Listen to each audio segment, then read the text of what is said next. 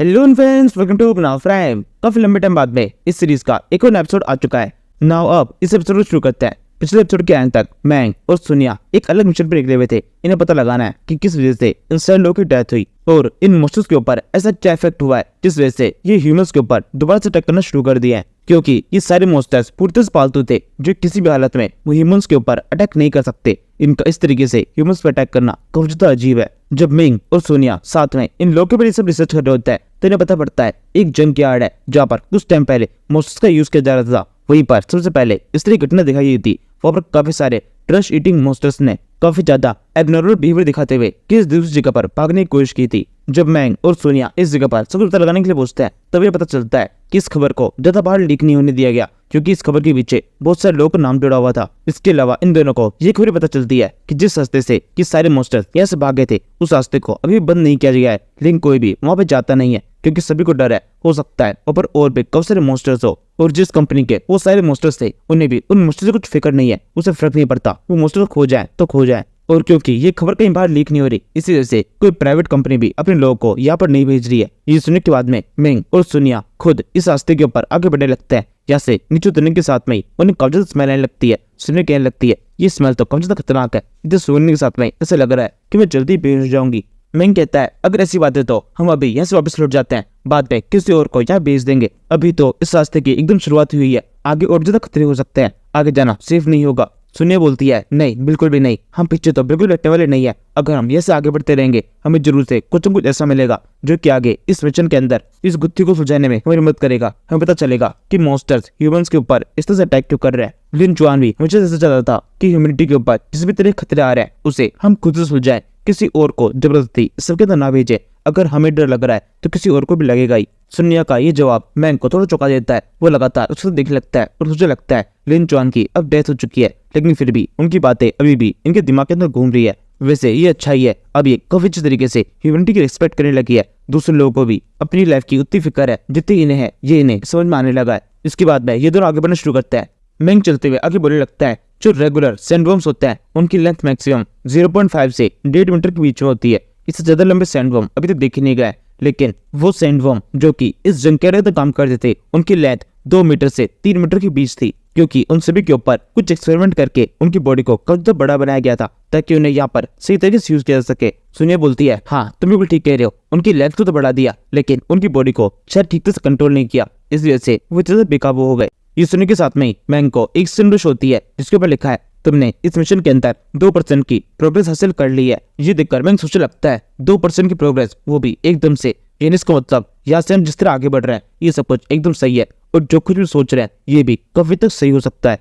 सुनिए कहती है एक और अच्छी बात है वो जो सारे मॉन्स्टर्स है वो ज्यादा अग्रेसिव नहीं होते हैं, इसलिए अगर वो भी दिख भी गए तो भी हम उनसे फाइट कर पाएंगे। सुनिए के इतने के साथ में मॉन्स्टर्स की कुछ शिकस्त सुनाई देने लगती है। मैंग सामने तो दिखता है, सामने कब से आंखें चमक रही है, ये हजारों की तादाद में है। थोड़ा पास जाने पर इसे पता चलता है घबराने की कोई बात नहीं है, ये सारे केवल कुछ मॉन्स्टर्स चूहे हैं जो कि उन पर अटैक करने के लिए आ रहे हैं। मैंग जोर से इनके ऊपर अटैक करना शुरू करता है और तेजी से इन्हें काटने लगता है। कुछ ही सेकंड्स के अंदर मैंग इन सारे चूहों को यहाँ से खत्म कर देता है। इसके बाद में उसे सामने की तरफ एक बहुत बड़े मॉन्स्टर की लाश दिखाई देती है कि वही सैंडवर्म है जो कुछ टाइम पहले इस जंकेट से भाग गया था और यहाँ पर उसकी लाश है। इसी मॉन्स्टर की लाश को ये सारे चूहे मिलकर खा रहे थे। वैसे तो मैंग को इस मॉन्स्टर को देखने के साथ भी ये चीज समझ जाती है, लेकिन जब वो उस मॉन्स्टर की थोड़ी बहुत जांच करता है उसे उस मॉन्स्टर के ऊपर एक चिप टाइप कुछ लगी हुई दिखाई देती है जिसके ऊपर बड़ा बड़ा इस मॉन्स्टर को म्यूटेंट करने वाली कंपनी का नाम लिखा हुआ है, सोल फोर्ज। इसके बाद मैंग इस मॉन्स्टर की बॉडी के अंदर से कुछ सैंपल्स को बाहर निकालने लगता है और फिर आगे बोलता है मुझे पूरा यकीन है इस मॉन्स्टर को मरे हुए कम से कम 2 वीक से ज्यादा हो चुके हैं। इसके चांसेस बहुत ज्यादा कम है हमें इस मॉन्स्टर की बॉडी के अंदर से कुछ खास चीज मिलेगी, लेकिन फिर भी सैंपल को लेके तो रख ही लेते हैं, हो सकता है थोड़ा बहुत भी वायरस के बारे में पता चल जाए। इसी टाइम पर सोनिया को इस जगह पर कुछ अर्थक्वेक टाइप फील होता है। वो कहने लगती है कि जमीन हिल रही है, मुझे कुछ गड़बड़ लग रही है। मैंग कहता है तब तो हमें बिल्कुल भी यहाँ रुकने की जरूरत नहीं है, जल्दी से हमें से निकलते हैं। पहले हमारे पास में सैंपल तो हो ही चुका है, बेकार में आगे बढ़ने की जरूरत नहीं, हम बाकी मॉन्स्टर ढूंढने की कोशिश नहीं करेंगे। मुझे यकीन है इस मॉन्स्टर की बॉडी के अंदर से ही हमें वायरस तो मिल ही जाएगा, जिससे हम बड़ी सही से पता लगा लेंगे कि इसने इस वायरस को बनाया है या फिर ये वायरस पूरी तरह से नॉर्मल है, नेचुरल तौर पर बना है। सोनिया बोलती है मुझे लगता हमें इतनी जल्दी यहाँ जाना चाहिए, हम थोड़ा सा और आगे बढ़ते हैं। मैंग बोलता है नहीं बिल्कुल भी नहीं, पहले आपकी हालत कब से खराब होती जा रही है, यहाँ पर आपका सर्वाइव करना कभी मुश्किल हो जाएगा। अगर किसी मॉन्स्टर ने यहाँ पर आकर एकदम से अटैक कर दिया तो आप उससे फाइट भी नहीं कर पाएंगी। ये सुनकर सोनिया को बहुत गुस्सा आता है। वो कहने लगती है तुम क्या कह रहे हो, कहीं तुम ये तो नहीं कह रहे कि मैं बहुत ज्यादा कमजोर हूँ? तुमने उस टाइम पर मुझे फाइट करते हुए देखा था कि मैं किस तरीके से शानदार तरीके से फाइट कर सकती हूँ। मुझे फाइट करना आता है तो मुझे किसी भी तरीके से कम मत समझो। मैंग कहता है मुझे पता है आप बहुत ताकतवर है, लेकिन फिर भी हमें बेकार की फाइट करने की जरूरत ही क्या है जब हमारा काम सारा हो चुका है। तो फिर यहाँ से निकलते हैं। मैंग ये कह रहा होता है तभी जमीन के अंदर से एक बहुत बड़ा सा मॉन्स्टर बाहर निकलता है। उसे देखने के साथ में वो जल्दी से सुनिया का हाथ पकड़कर तेजी से भागना शुरू कर देता है। मॉन्स्टर भी तेजी से इन दोनों को पीछा करने लगता है। इसकी स्पीड इन दोनों से तेज होती है। मैंग भागते हुए बोलने लगता है इस मॉन्स्टर की स्पीड इतनी ज्यादा तेज कैसे? सुनिया कहती है मैं तो ये सोच रही हूँ ये मॉन्स्टर इतना तो बड़ा कैसे हो गया? इनका साइज इतना बड़ा नहीं होना चाहिए था, क्योंकि ये तुम्हारे बताए हिसाब से 2 या फिर 3 मीटर की होनी चाहिए थे। मैंग कहता है मुझे कैसे पता हो सकता है इन्हें म्यूटेंट किया गया है, हो सकता है यहीं पर इन्होंने किस तरीके से एनर्जी अब्सॉर्ब करके खुद की हाइट को बढ़ा लिया हो। तभी ये मॉन्स्टर चल के सुनिया के ऊपर जोर टक्कर देता है। सुनिया की स्पीड काफी ज्यादा कम होती है। वो मैंग के पीछे की तरफ चल रही होती है। मैंग को दिखाई दे जाता है मॉन्स्टर एकदम उसके ऊपर गिरने वाला है। ये देखने के साथ में मैंग जल्दी से अपने वेपन का यूज करके पहले तो सुनिया को उसके अंदर बांध देता है और फिर उसे जोर से सामने की तरफ फेंक देता है। उससे कहता है आपको अकेले यहाँ से भागना होगा, मैं किसी तरीके से इस मॉन्स्टर को डिस्ट्रैक्ट करने की कोशिश करता हूँ। सुनिया बोलती है मेरे अंदर बिल्कुल भी एनर्जी नहीं है, मैं काफी ज्यादा थक चुकी हूँ, मेरे लिए यहाँ पर भागना काफी ज्यादा मुश्किल है। मैंग कहता है तब तो हमारे पास है कोई दूसरा ऑप्शन है ही नहीं, हमें इस मॉन्स्टर से फाइट कर इसे खत्म करना होगा। जी कहने के बाद मैंग जोर से इस मॉन्स्टर के मुंह की तरफ देखने लगता है। इस मॉन्स्टर ने अपना मुंह पूरी तरह से खोल रखा है और ये मैंग की तरफ भी बढ़ रहा है। इस बड़े से मुंह को देखने के साथ में ही मैंग की पूरी प्लानिंग तैयार हो जाती है। वो जल्दी से सुनिया से बोलता है हमें किस तरीके से इस मॉन्स्टर के पेट के एकदम बीच तक पहुंचने के बाद में इसके सेंट्रल कोर पर अटैक करना होगा, वही इसकी वीकनेस है। इसकी बॉडी के ऊपर कहीं पर भी किसी भी तरह का अटैक करने से कुछ भी इफेक्ट होने वाला नहीं है। इसे मारने का ये इकलौता तरीका है इसके सेंट्रल कोर को पूरी तरह नष्ट कर देना, और उस कोर तक भी पहुंचने का केवल एक ही रास्ता है, क्योंकि बाहर से हम इसको अटैक करेंगे तो उसमें बहुत ज्यादा टाइम लग जाएगा। मुझे खुद ही इस मॉन्स्टर के पेट के एकदम अंत तक जाना होगा और इसे पूरी तरह चीरते हुए उस सेंट्रल कोर को नष्ट करना होगा। मिस सोनिया तब तक मैं बाहर नहीं जाता था, आपको इस मुंह को खुला रखना है, मुझे यकीन है आप ये संभाल लेंगी। कि सुनिया के साथ में सुनिया जल्दी से अपने पावर्स को एक्टिवेट करती है। जमीन के अंदर से कुछ सीक टाइप कुछ बाहर निकलता है जो कि इस मॉन्स्टर के सिर के अंदर घुस जाता है, जिसके बाद में ये मॉन्स्टर अपना मुंह बंद कर नहीं पाता। मैंग तेजी से इस मॉन्स्टर के मुंह के अंदर घुस जाता है और उसके सेंट्रल कोर की तरफ बढ़ने लगता है। इस मॉन्स्टर के पेट के आधे रास्ते तक पहुंचने के साथ में मैंग को एक आइडिया आता है। वो तुरंत ही इस मॉन्स्टर के पेट से बाहर आ जाता है। उसे बिल्कुल भी सुनने का भरोसा नहीं है। वो जल्दी से अपने वेपन्स को इस मॉन्स्टर के पेट के अंदर भेजता है और फिर अपनी एनर्जी से बाहर के अंदर बैठा ही उसे पूरी तरह कंट्रोल करने लगता है। इस तरीके से मैंग भी पूरी तरह सेफ है। उसे केवल अपने वेपन्स को इस मॉन्स्टर के पेट के अंदर भेजना है और बाहर बैठे ही उसके कोर को नष्ट कर देना है। मैंग की ये टेक्निक काम करती है। उसके वेपन्स तेजी से उस मॉन्स्टर के कोर की तरफ बढ़ रहे होता है। तब इस मॉन्स्टर को एक दिमाग आता है। वो तेजी से बाहर की एनर्जी को अंदर की तरफ खींचने लगता है। हवा के साथ में काफी सारे पत्थर भी अंदर की तरफ जाने लगता है। इससे ये मॉन्स्टर तो चीजें करने की कोशिश कर रहा है, या तो वो उन सीखों को तोड़ना चाहता है जिसकी वजह से सोनिया इसके मुंह को खुले रखे हुए है, या फिर वो अपने मुंह को बंद करना चाहता है ताकि मैंग बिल्कुल भी अंदर जाने वाले वेपन्स को कंट्रोल ना कर पाए। लेकिन इन दोनों चीजों करने से पहले ही मैंग के वेपन्स उसके सेंट्रल कोर के एकदम पास पहुंच जाते हैं और मैंग के एक शर के साथ में ही वो दोनों तलवारें उस कोर के अंदर घुस जाती है। इसका सीधा इफेक्ट इस मॉन्स्टर के ऊपर दिखाई देता है। सेंट्रल कोर के नष्ट होने के साथ में इस मॉन्स्टर की बॉडी के अंदर से भी काफी ज्यादा धुआं निकलने लगता है और एक ही झटके में मॉन्स्टर मारा जाता है। जिसके बाद में मैंग को एक स्क्रीन फ्लैश हो जाती है जिसके ऊपर लिखा हुआ है करंट स्टेटस, तुमने अभी तक इस मिशन के अंदर 5% का इंक्रीमेंट हासिल कर लिया है और अब 1% का इंक्रीमेंट और हो चुका है। सुनिया अपनी नाक के ऊपर हाथ रखते हुए बोलने लगती है मुझे सच में तुम्हारी बातों को मान लेना चाहिए था और तुरंत यहाँ से निकल लेना चाहिए था। इस मॉन्स्टर की स्मेल तो अब तो और ज्यादा खतरनाक हो चुकी है, यहाँ पे सर्वाइव करना अब काफी ज्यादा मुश्किल है। अब यहाँ से आगे हमें क्या करना है? अभी और आगे बढ़े जब वापस लौट जाए। मैंग कहता है आगे बढ़ने की जरूरत नहीं है, मैंने इस मॉन्स्टर के कुछ सैंपल्स को इकट्ठा कर लिया है। अब हमारे पास में 2 मॉन्स्टर की सैंपल है, हमें जरूरत है कुछ ना कुछ मिल ही जाएगा। एक सैंपल तो हम अपने पास में रखेंगे और दूसरे सैंपल को हम एग्री लीग के पास में भेज देंगे। मुझे यकीन है जब एक ही बार में अलग अलग 2 सैंपल्स के ऊपर रिसर्च की जाएगी तो जल्दी हमें रिजल्ट मिल जाएगा। वैसे अब ये एग्री लीग कौन है ये आगे एपिसोड पता चली जाएगा। फिलहाल मुझे नहीं लगता है ये कोई नया कैरेक्टर है, ये जरूर से किसी पुराने कैरेक्टर का ही कोई सेकंड नेम है। इसके बाद में मैंग आगे बोलता है वैसे हमें इस बारे में सोल फोर्स को बताना होगा। हम उन्हें बताएंगे कि उनके 2 बीस यहाँ पड़े हुए हैं जिनकी बॉडी का पोस्टमार्टम करना बाकी है। इस सुनने के बाद में वो जरूर से चौंक जाएंगे और अपनी एक बड़ी टीम को इस जगह पर भेजेंगे। सोनिया बोलती है मुझे इस सोलफोर्स कंपनी के ऊपर बिल्कुल भरोसा नहीं है, मुझे नहीं लगता हमें जाकर उन्हें इस बारे में बताना चाहिए कि ऐसा हो सकता है वो हमारे खिलाफ कोई चाल खेलने की कोशिश करे और ये सब कुछ जो भी हुआ है इसे हमारे खिलाफ एक ट्रैप बना दे। मैंग बोलता है अगर उन्होंने ऐसा कुछ भी करने की कोशिश की तो इसका उन्हीं के ऊपर उल्टा इफेक्ट होगा। मैंने पहले सब कुछ सोच के रखा है, अगर वो सच में बेकसूर है तो वो वही करेंगे जो कि मैं सोच रहा हूँ। अगर कुछ गड़बड़ होती है तो मैं उन्हीं के खिलाफ अपना दाव खेल दूंगा, जिसके बाद में उन्हें एक बड़ी कीमत चुकानी होगी। ये कहते हुए मैंग हंस रहा होता है। वो सोचने लगता है मुझे इन छोटे बड़े ट्रैपों से बिल्कुल फर्क नहीं पड़ता, मुझे फर्क पड़ता है उस मॉन्स्टर से जो कि जल्दी हम पर अटैक करने के लिए आने वाला है। मुझे डीमन गॉड को रोकना है, बाकी सब वैसे भी छोटी मोटी चीजें हैं। इस कंपनी को किस तरह से रोकना है ये तो हम बाद में सोच लेंगे। पहले हमारा फोकस उस चीज के ऊपर होना चाहिए जो कि हमारे ऊपर ज्यादा बड़ा खतरा है। अगर सोलफोर्ज की टीम यहाँ पर आएगी तो जरूर से इन मॉन्स्टर्स के ऊपर पोस्टमार्टम करने के बाद में उनके पास में भी कुछ इन्फॉर्मेशन होगी जो कि आगे मेरे इस मिशन के अंदर काम आए। अगर मैं हर समय ये सोचता रहूंगा कि हर काम को अकेले किया जा सकता है तब तो वो बिल्कुल भी नहीं हो सकता। अकेला आदमी ताशा घर बना सकता है लेकिन बिल्डिंग बनाने के लिए उसे बड़ी टीम चाहिए ही। यहाँ से सीन शिफ्ट होता है। हम कुछ घंटों बाद सीन देखते हैं। सोलफोर्ज की पूरी टीम इस जगह पहुंच चुकी है। कम सारे इक्विपमेंट्स का यूज करके मॉन्स्टर्स की बॉडी को यहाँ से बाहर निकाला जा रहा है और इस काम के अंदर भी कई सारे मॉन्स्टर्स का यूज किया जा रहा है। ये सब करते हुए कुछ ऑफिसर्स बोलने लगता है इन मॉन्स्टर्स की बॉडी कंपोज होना शुरू हो चुकी है, इसलिए इन्हें एकदम आराम से निकालना, कहीं मॉन्स्टर्स की बॉडी टूट न जाए। उसके बाद में पोस्टमार्टम करना काफी मुश्किल हो जाएगा। वैसे अगर किसी को याद नहीं है तो मैं बता देता हूँ, सोलफोर्ज वो कंपनी है जिसे एल्डर निंग और उसकी पोती दोनों सपोर्ट कर रहे हैं। कुछ हद तक मैंग भी इसी कंपनी को सपोर्ट कर रहा है। फिलहाल सभी कंपनियों ने इसी कंपनी सोलफोर्ज के ऊपर इल्जाम लगाया है कि इसके मॉन्स्टर्स के ऊपर किसी तरीके के वायरस के फेर इन्हीं लोगों ने किया है और ये कंपनी सीधे तौर पर ह्यूमैनिटी की दुश्मन है। मैंग किसी तरीके से इन्हें सपोर्ट कर इन्हें बिल्कुल साबित करने की कोशिश कर रहा है। इसके बाद में हम सोलफोर्ज के इस हेडक्वार्टर का सीन देखते हैं जहाँ पर इस साइंटिस्ट गाओ ये भी है जो कि सोलफोर्ज का मेन हेड है। मैंग भी यहाँ पर इसी के साथ में सामने की तरफ एक बड़ी स्क्रीन के ऊपर ये सब कुछ देख रहे होते हैं। इसके अलावा पास ही में एक बड़ी सी मशीन होती है जो कि किस चीज के ऊपर काम कर रही है। इसे देखकर गाओ ये बोलने लगता है तुमने हमें जो सैंपल दिया था उसके ऊपर टेस्टिंग शुरू हो चुकी है, जल्दी हमारे पास में पूरी रिपीट होगी, हमें अच्छे से पता चल जाएगा इस सैंपल के अंदर क्या क्या चीजें हैं। मैंग बोलता है वैसे क्या आपको पता है आपके मॉन्स्टर्स के ऊपर रेबीज का इन्फेक्ट हुआ था। गाओ ये बोलता है क्या कह रहे हो तुम, इनके ऊपर सच में रेबीज हुआ था। ये बात तो सच में थोड़ी बहुत चौंकाने वाली है क्योंकि आमतौर पर इन मॉन्स्टर्स के ऊपर इस तरह इफेक्ट नहीं होते हैं, क्योंकि जब तक हमने इन मॉन्स्टर्स को उस जंकयार्ड के अंदर नहीं छोड़ा था तब तक तो इनके ऊपर ऐसा कुछ भी नहीं था।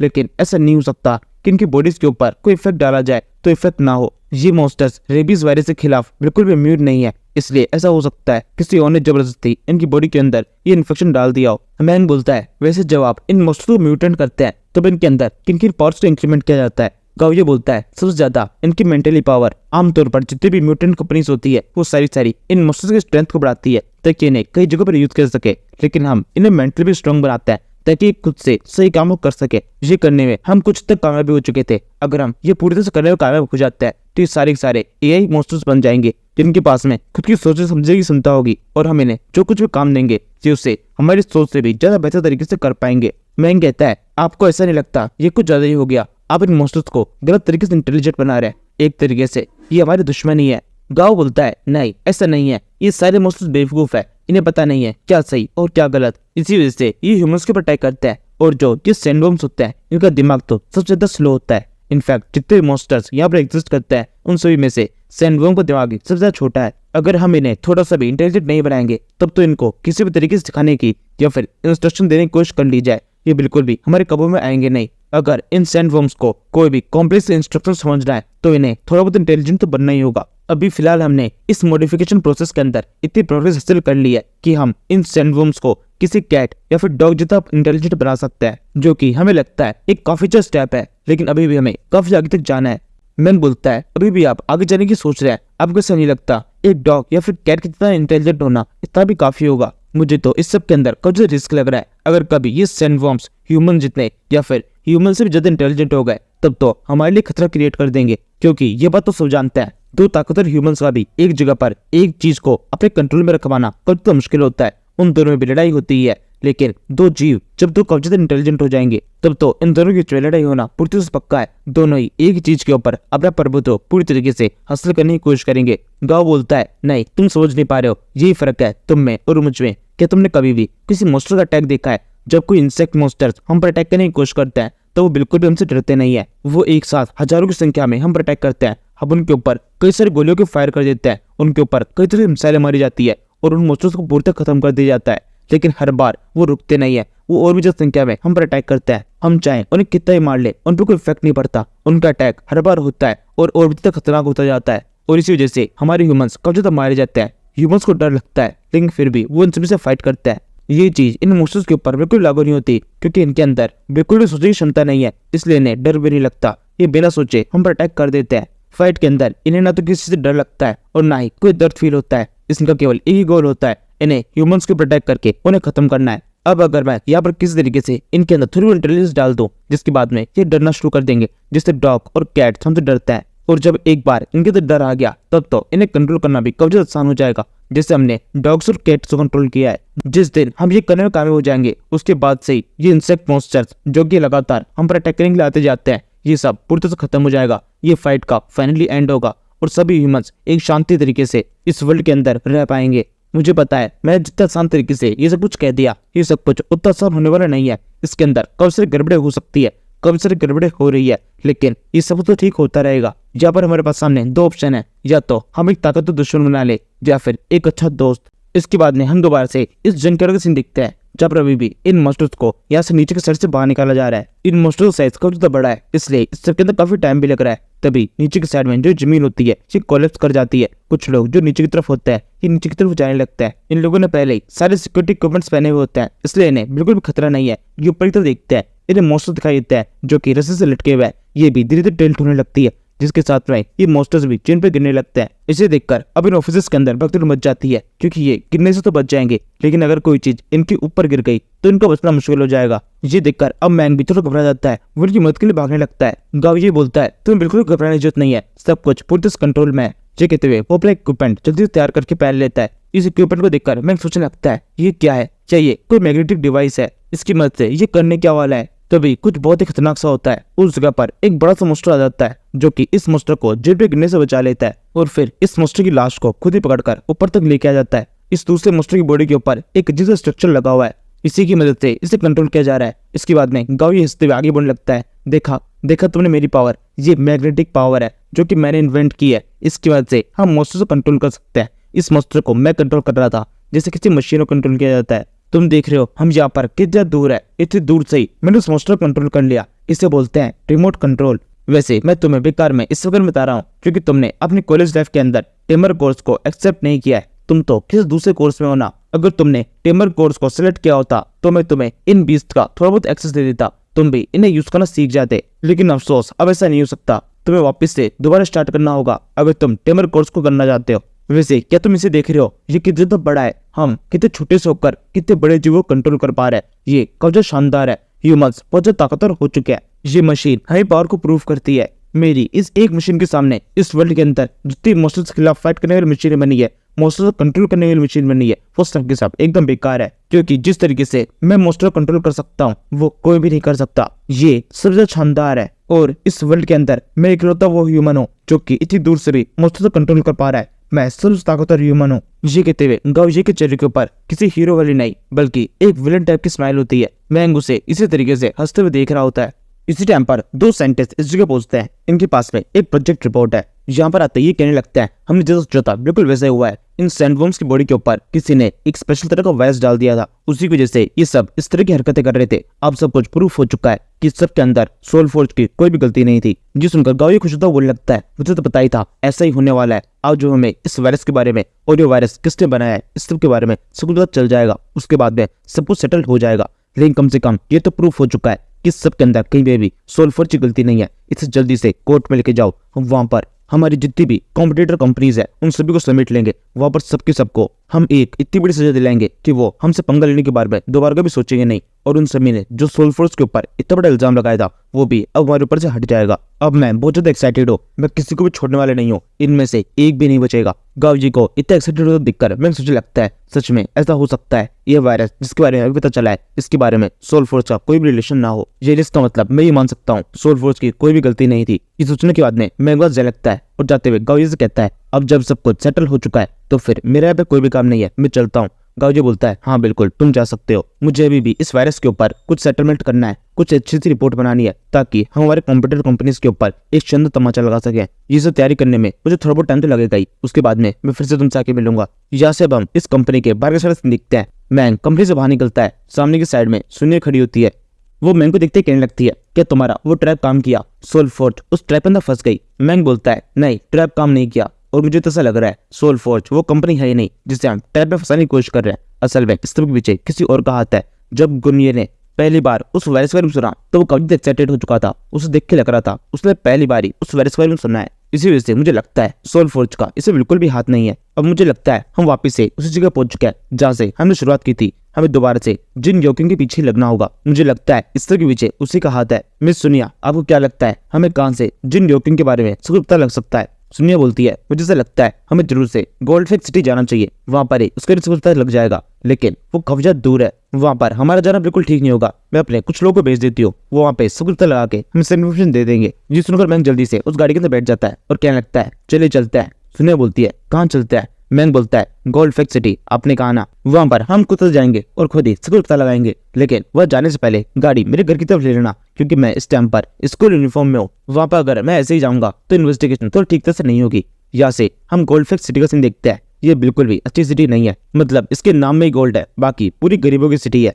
मैंग भी इस सिटी को देख के बोलने लगता है तभी कुछ खास नहीं है, वैसे मैंने नाम सुनकर इससे तो अच्छा एक्सपेक्ट किया था। सुनिया बोलती है अब जो है वो सब यही है, वैसे इन्वेस्टिगेशन करना शुरू करनी है। मैंग बोलता है मुझे ऐसा लगता है सबसे पहले हमें जिन योक्युंग के पास के पता लगाना चाहिए। सुनिया बोलती है मुझे पता था तुम ऐसे कुछ कहोगे, इसलिए मैंने पहले ही अपने एक बंदे को यहाँ भेज दिया था। मुझे पता है तुमने मना किया था, लेकिन फिर भी हमारा थोड़ा कम आसान हो जाएगा, तुम बस मेरे पीछे आओ। मैं किसी को जानती हूँ जो कि हमारी सही मदद कर देगा। ये सुनकर मैंग वैसे करता है, उसके पीछे चलने लगता है। यह सामने की तरफ एक बंदा खड़ा होता है जो कि देखते ही उन्हें ग्रीट करने लगता है। यही वो बंदा है जिससे ये मिलने के लिए आए। इसके बाद में ये बंदा जिन योक्युंग के पूरे पास्ट में बताने लगता है कि वो पास्ट में यहाँ पर एक एरिना होती है जिसके अंदर मोस्टर्स आपस में फाइट करते हैं, उसके अंदर बैटिंग करता था, जिसके अंदर वो लगातार हारता गया और कुछ टाइम के अंदर ही बुढ़ते कंगाल हो गया, जो कि इस टीम में तो नॉर्मली होता है। लेकिन धीरे धीरे उस बंदे को सब कुछ समझाने लगा और बैटिंग के अंदर वो बहुत आगे निकल गया। उसने इस तरह से बैटिंग की कि हर मैच के अंदर उसी की जीत होती, और वो जितनी बार भी इस फाइट में जीत रहा था उतनी बार ब्लैकबोर्न गैंग को काफी नुकसान होता जा रहा था।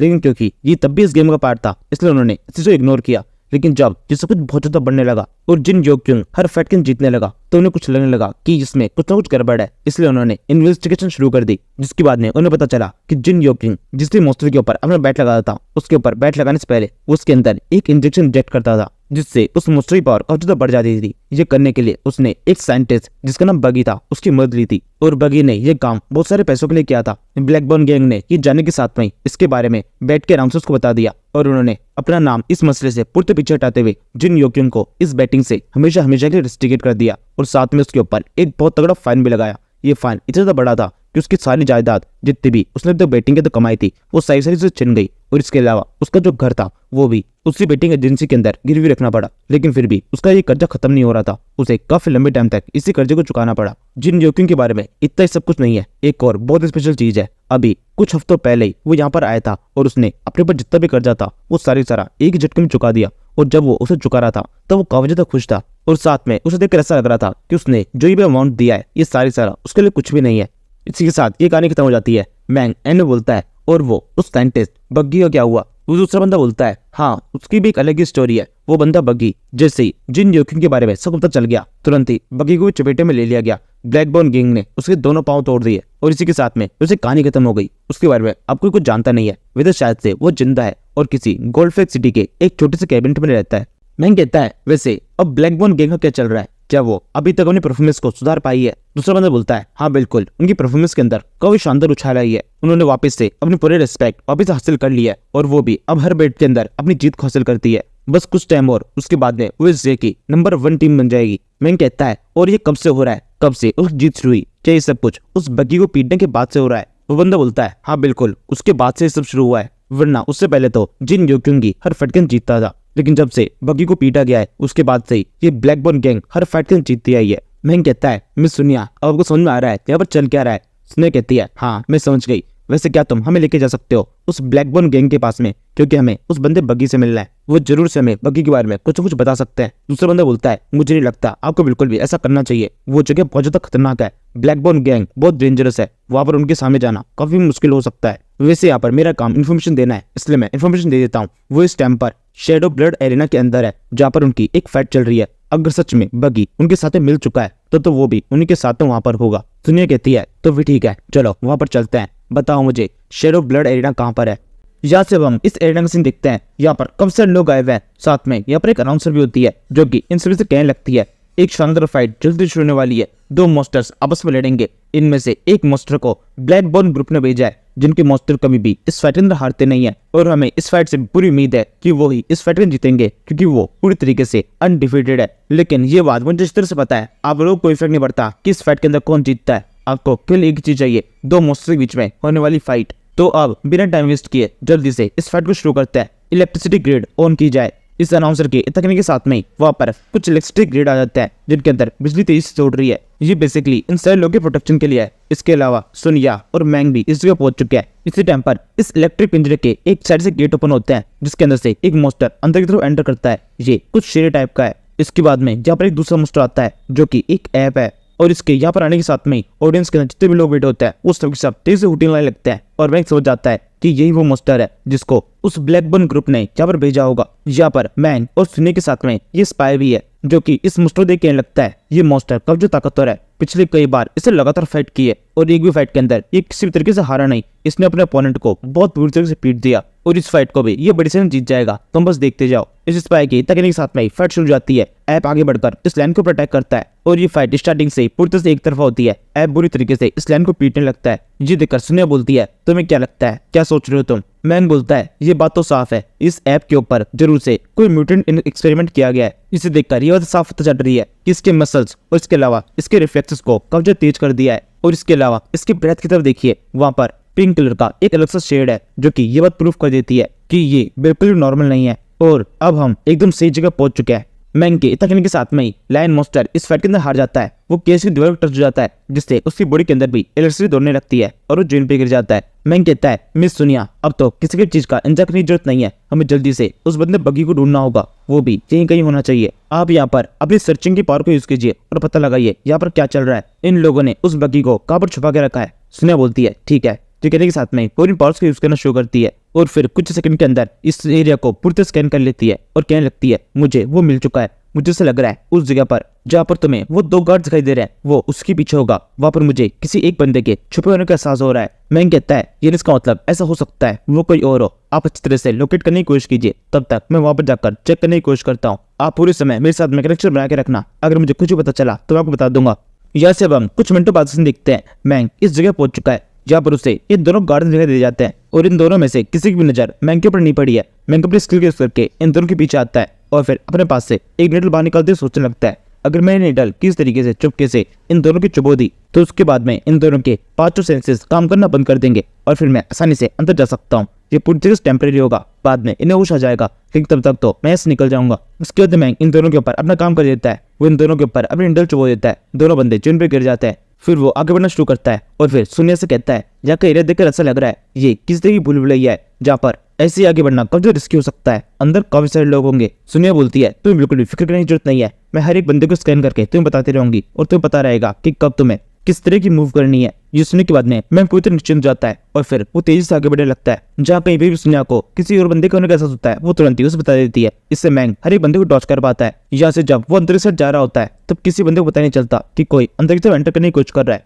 दो बंदे मैंग के नीचे गुजर रहे होते हैं, इनमें से एक बोलने लगता है मुझे ऐसा लग रहा है कि कोई है यहाँ पर जो कि हम पर नजर रख रहा है। ऐसा हो सकता है ये कोई भूत हो, उनमें से एक जिन लोगों को हमने मारा है। दूसरा बंदा बोलता है कितना अच्छा होगा अगर वो कोई फीमेल भूत हुई, मेरा मतलब भूतनी, तब तो काफी सही रहेगा, कोई ऐसी लड़की होगी जो कि हमें देख रही होगी। पहला बंदा बोलता है तो हमेशा इसी तरह की बातें करते हो, तुम्हारे माइंड के अंदर हमेशा लड़कियां घूमती रहती है, इस वजह से तुम्हारा प्रमोशन रुका हुआ है, थोड़ा बहुत अपना ध्यान अपने काम पे लगाया करो। इन दोनों की बात सुनने के बाद में मैंग दोबारा से आगे बढ़ने लगता है और उसे सामने की तरफ एक रूम और साथ में एक साइंटिस्ट दिखाई देता है। तभी सुनिया बोलती है हाँ वही है जिसे ढूंढते हुए हम यहाँ पर आए हैं, साइंटिस्ट बग्गी। और इसके अलावा उस एरिया को मैंने स्कैन कर लिया है, वहाँ पर कोई और लिविंग बीइंग नहीं है, केवल वो एक ही है, इसलिए तुम्हें उस जगह पर ज्यादा दिक्कत नहीं होगी। ये सुनने के बाद में मैंग बिना किसी चिंता के वहां अंदर सारे घुस जाता है। वैसे ये कोई लैब नहीं है, ये असल में एक बाथरूम है। जगह कांच में बग्गी मैंग को अंदर घुसते देख लेता है। ये कोई फाइटर नहीं है इसलिए उसे पूरी तरह से इग्नोर करता है। मैंग बग्गी के पीछे खड़ा खड़ा उसे पूरी तरह स्कैन कर लेता है। उसे पता चलता है कि बग्गी ने अपने पाँव की जगह पर कुछ नकली पाँव लगा रखे हैं, यानी कि उसके पास में जो खबर आई थी कि इन लोगों ने उसके पाँव तोड़ दिए हैं ये तो पूरी तरह सच है। और इसके अलावा बग्गी की गालों के ऊपर भी एक काफी चोट लगी होती है। इसके बावजूद भी वो लगातार कांच के अंदर देखकर अपनी शक्ल को निहार रहा होता है। तभी मैंग बग्गी के कंधों पर अपना हाथ रखता है और उसे कहने लगता है तुम ही बग्गी हो ना, मुझे यहाँ पर तुमसे एक बहुत इंपॉर्टेंट बात करनी है। ये बात जिन योकिंग से रिलेटेड है। हमें पता चला है तुमने और जिन योकिंग ने एक टाइम पर साथ में काम किया था और तुम दोनों एक्सपोज भी हो गए थे, इसी वजह से तुम्हारे साथ में काफी कुछ बुरा हुआ है। हम यहाँ पर जिन योकिंग के बारे में कुछ इन्वेस्टिगेशन कर रहे हैं, तुम्हें हमारी मदद करनी होगी। ये सुनकर बग्गी सोचने लगता है ये तो बिल्कुल भी ठीक नहीं है। उस जिन योकिंग ने पिछली बार भी मुझे फंसा दिया था, मेरे दोनों पाँव उसकी वजह से टूट गए थे और अब दोबारा से मुश्किल से फंसने वाला हूँ, उसकी वजह से मैं किसी बखेड़े को अपने ऊपर नहीं लूंगा। ये सोचकर बग्गी बोलने लगता है मेरा नाम बग्गी नहीं है, मेरा नाम लियू वैक्सिंग है। और इसके अलावा जियो लियू किंग, क्या नाम बताया तुमने? इस नाम के मैं किसी बंदे को नहीं जानता हूँ, मुझे माफ करो, मुझे कहीं और जाना है। ये कहते हुए हंसते हुए गेट खोलकर वहां जाने लगता है। मैंग भी इसके हाँ में हाँ मिलाते हुए कहता है, हाँ शायद तो तुम ठीक कह रहे हो, मुझे कोई गलतफहमी हो गई है, ठीक है तुम यहाँ जा सकते हो। बगी भी हंसते हुए ओके बोलकर यहाँ जा रहा होता है। वो सोचने लगता है, इस लड़के को तो मैंने फंसा लिया है, कि मेरी बातों में आ गया, जरूर से उस लड़के जिन यूक्योंग ने इससे भी कुछ न कुछ किया होगा और अब ये यहाँ पर मुझे ढूंढने के लिए आया है, मुझे पीटने के लिए। मैं इसके सामने बिल्कुल नहीं बताऊंगा कि मैं ही बगी हूँ, लेकिन बाहर जाके सबको बता दूंगा कि यहाँ पर आया हुआ है, उसके बाद में इसको बड़ी सजा मिलेगी। तब एकदम से इसी गर्दन के ऊपर एक जोर से अटैक हो जाता है और ये बेहोश हो जाता है। ये अटैक मैंने नहीं किया है। मैंग कहता है, तुम्हें क्या लगा था तुम मेरे सामने झूठ बोल सकते हो, मैं तुम्हारी हार्ट बीट तक को स्कैन कर सकता हूँ, मुझे पता है तुम कब सच बोल रहे हो कब झूठ। अभी जो तुमने बगी ना होने की एक्टिंग की ये बहुत ही ज्यादा घटिया थी। इसके बाद में वो सुनिए से कहता है, हमें बगी मिल चुका है, मैं बाहर आ रहा हूँ, बाहर आने के साथ में ही हम यहाँ से निकलेंगे। सुनिए बोलती है, एक छोटी सी गड़बड़ हो गई है जहाँ पर लोगों को मुझे थोड़ा बहुत शक हो गया है और वो शायद से अंदर की तरफ आ रहे हैं, तुम बिल्कुल भी बाहर आने की कोशिश मत करना, मैं वहां पर आके तुम्हें बचाने की कोशिश करती हूँ। इस टाइम पर मैं ठीक तुम्हारे ऊपर वाले फ्लोर पर हूँ। मैंने कहता है, ठीक है मैं यहीं पर आपका इंतजार कर रहा हूँ, जल्दी आइए। सुनिए भागते हुए आगे बोलने लगती है, यहाँ पर अभी तक यहाँ पर हमारे आने का किसी को पता नहीं चला है, मैं नहीं चाहती इन लोगों से फाइट के बाद में सबको पता चल जाए कि मैं और तुम यहाँ पर आए थे, इसलिए सब कुछ पूरी सीक्रेटली रहना चाहिए, बस तुम 1 मिनट रुको, मैं वहां पहुंचने वाली हूँ। ये कहते वो एक जगह पहुंचती है, जहाँ पहुंचकर ऐसा हो जाता है कि मैंग उसके ठीक नीचे की साइड में, लेकिन सामने की तरफ 2 बाथरूम है। जहाँ पहुंचकर वो मैंग से बोलने लगती है, क्या तुम अपने बगल वाले रूम में आ सकते हो। मैंग कहता है, ऐसा कैसे हो सकता है, ये तो एक टॉयलेट है और वो जरूर से वुमेन टॉयलेट होगा, मैं वहां पर कैसे आ सकता हूँ। ये सुनकर सुनने को बहुत गुस्सा आता है। वो कहने लगती है, तो तुम क्या चाहते हो मैं बॉयज टॉयलेट के अंदर एंटर करूँ, मुझे कुछ भी नहीं पता, अगर तुम्हें मदद चाहिए तो तुम्हें वहां से बाहर निकलकर वुमेन्स टॉयलेट के अंदर एंटर करना होगा, वरना तुम मेरे साथ देख लो तुम किस तरीके से इस ब्लैकबोन ग्रुप के लोगों को संभालोगे। ये सुनकर मैंग बिल्कुल वैसा ही करता है। इसके बाद में सुनिए, इस वुमेन टॉयलेट के अंदर एंटर करके वहां पर अपनी पावर्स को यूज करती है और फिर जोर से उस फ्लोर को तोड़ देती है और फिर मैंग को वहां से ऊपर चढ़ने के लिए कहती है। इस टाइम पर शायद से बाहर के साइड में जो लोग होते हैं इनको दवा की आवाज आती है, ये जोर से गेट को तोड़कर अंदर की तरफ घुस जाता है और फिर मैंग को वुमेन्स टॉयलेट के अंदर खड़ा हुआ दिखता है। उसको भी गुस्सा करते हुए बोलने लगता है, तुम्हारी हिम्मत कैसे हुई यहाँ पर अंदर की तरफ एंटर करने की। तभी मैंग पहले तो बगी को ऊपर तक उछाल देता है, सुनिया उसको ऊपर तक खींच लेती है। इसके बाद में वो इनमें से एक बंदे के ऊपर अपना पाँव रख के सीधे उस छेद के बंद से बाहर निकल जाता है। यहाँ पर मैंग इन बंदों के ऊपर इस तरह से कूदा होता है कि सबके सब बंदे जोर से गिर जाते हैं। इनमें से बोलने लगता है, जल्दी से बॉस को खबर दो, उन्हें बताओ कि किसी ने हमारे साइंटिस्ट को चुरा लिया है। इसके बाद हम दोबारा से मैंग और सुनिया के साइड से दिखते हैं। मैंग ने इस साइंटिस्ट बगी को अपने कंधों के बैठा रखा है और ये भागते हुए बोलने लगता है, ये तो काफी आसान था, इस ब्लैकबोन ग्रुप के लोग काफी सारे बेवकूफ है, हम इनकी नाक के नीचे से इनके साइंटिस्ट को चुरा के भाग रहे हैं और ये लोग तो कुछ कर भी नहीं पा रहे, ये मिशन तो बहुत ईजी था। ये कहते हुए मैंग एक गेट के ऊपर लात मारकर वहां से बाहर निकलता है। उसके सामने की साइड में काफी सारे लोग दिखाई देते हैं जो कि पहले से वहां पर उसका इंतजार कर रहे थे। मैंग को देखने के साथ नहीं वो सबके साथ उसके पीछे भागने लगता है। मैंग भी किसी दूसरी तरफ भागने लगता है। सुनने बोलती है, ये बिल्कुल भी आसान होने वाला नहीं है, ये लोग काफी लंबे टाइम तक हमारा पीछा करेंगे, हमें इनको डिस्टर्ब करना होगा। वैसे मुझे एक चीज समझ में नहीं आ रही, एक साइंटिस्ट जिसके दोनों पांव टूटे हुए हैं उसको बचाने के लिए इतने सारे लोग हमारे पीछे पड़े हुए हैं। मैंग बोलता है, ये साइंटिस्ट इन लोगों के लिए बहुत ज्यादा इंपॉर्टेंट है क्योंकि इसकी मदद से इन्होंने इतने टाइम तक इस एरिना के अंदर इतनी बड़ी चीटिंग की थी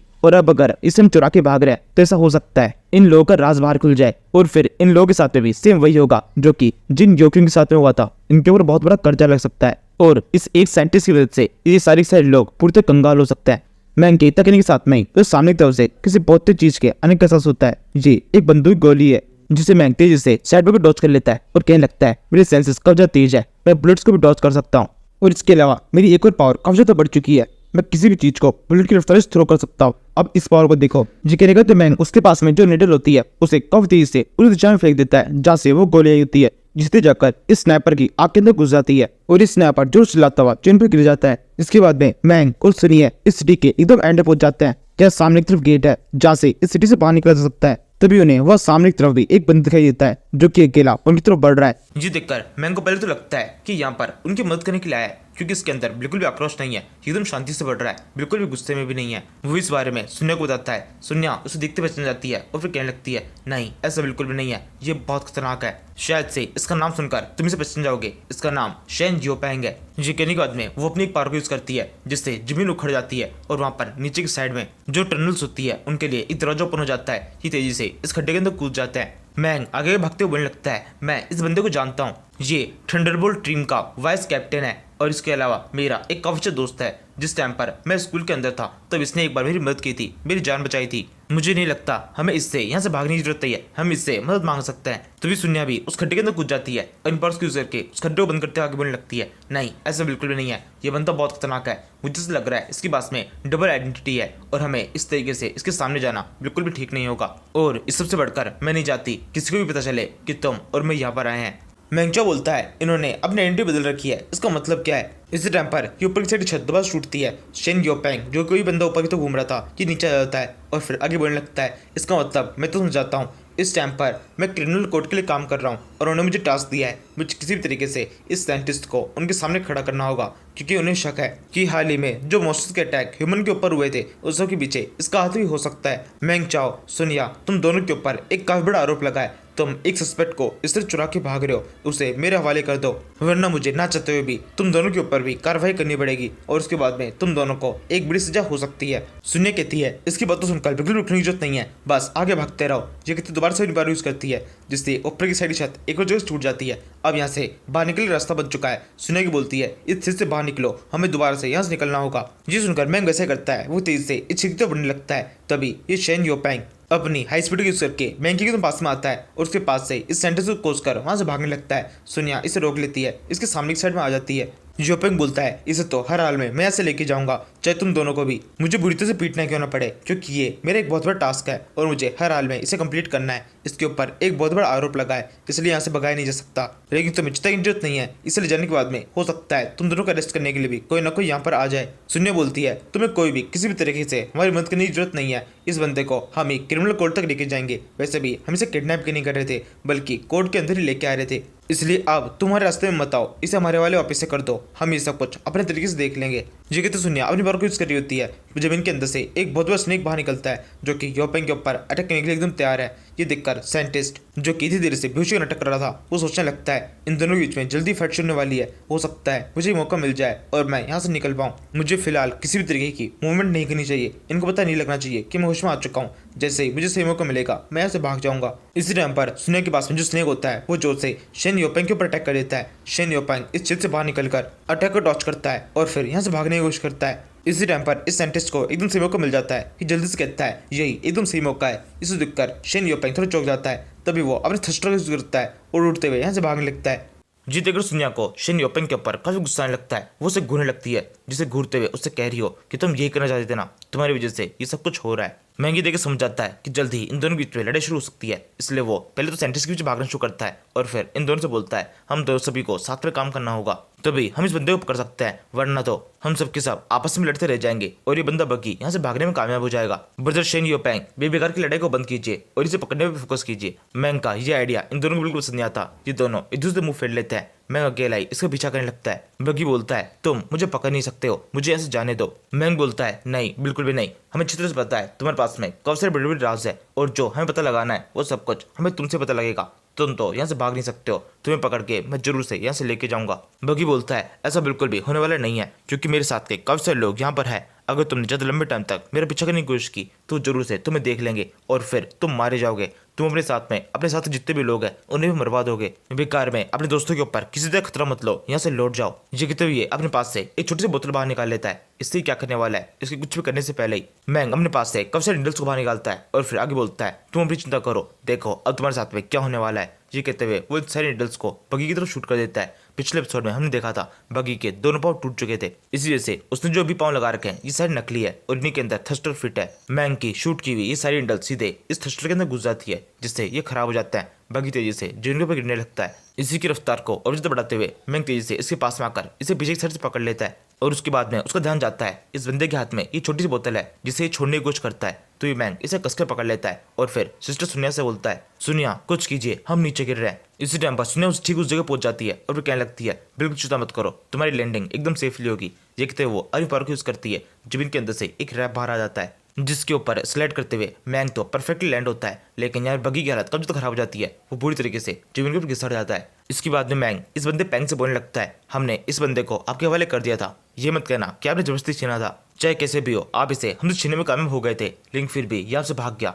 इसका मतलब ये है आप तो चालाक नहीं है जितने आप दिखते हैं, इसलिए यहाँ पर ठीक यही होगा कि इस बंदे को हमें अपने साथ में लेके जाएं। क्योंकि जो गलती अभी आपके पास में हुई है वो गलती दोबारा से रिपीट हो सकती है और हम इस बंदे का भागना बिल्कुल भी बर्दाश्त नहीं कर सकते। ये सुनकर पैंग को ये चीज समझ में आती है, उसे काफी बुरा भी लगता है, लेकिन फिर वो मान जाता है।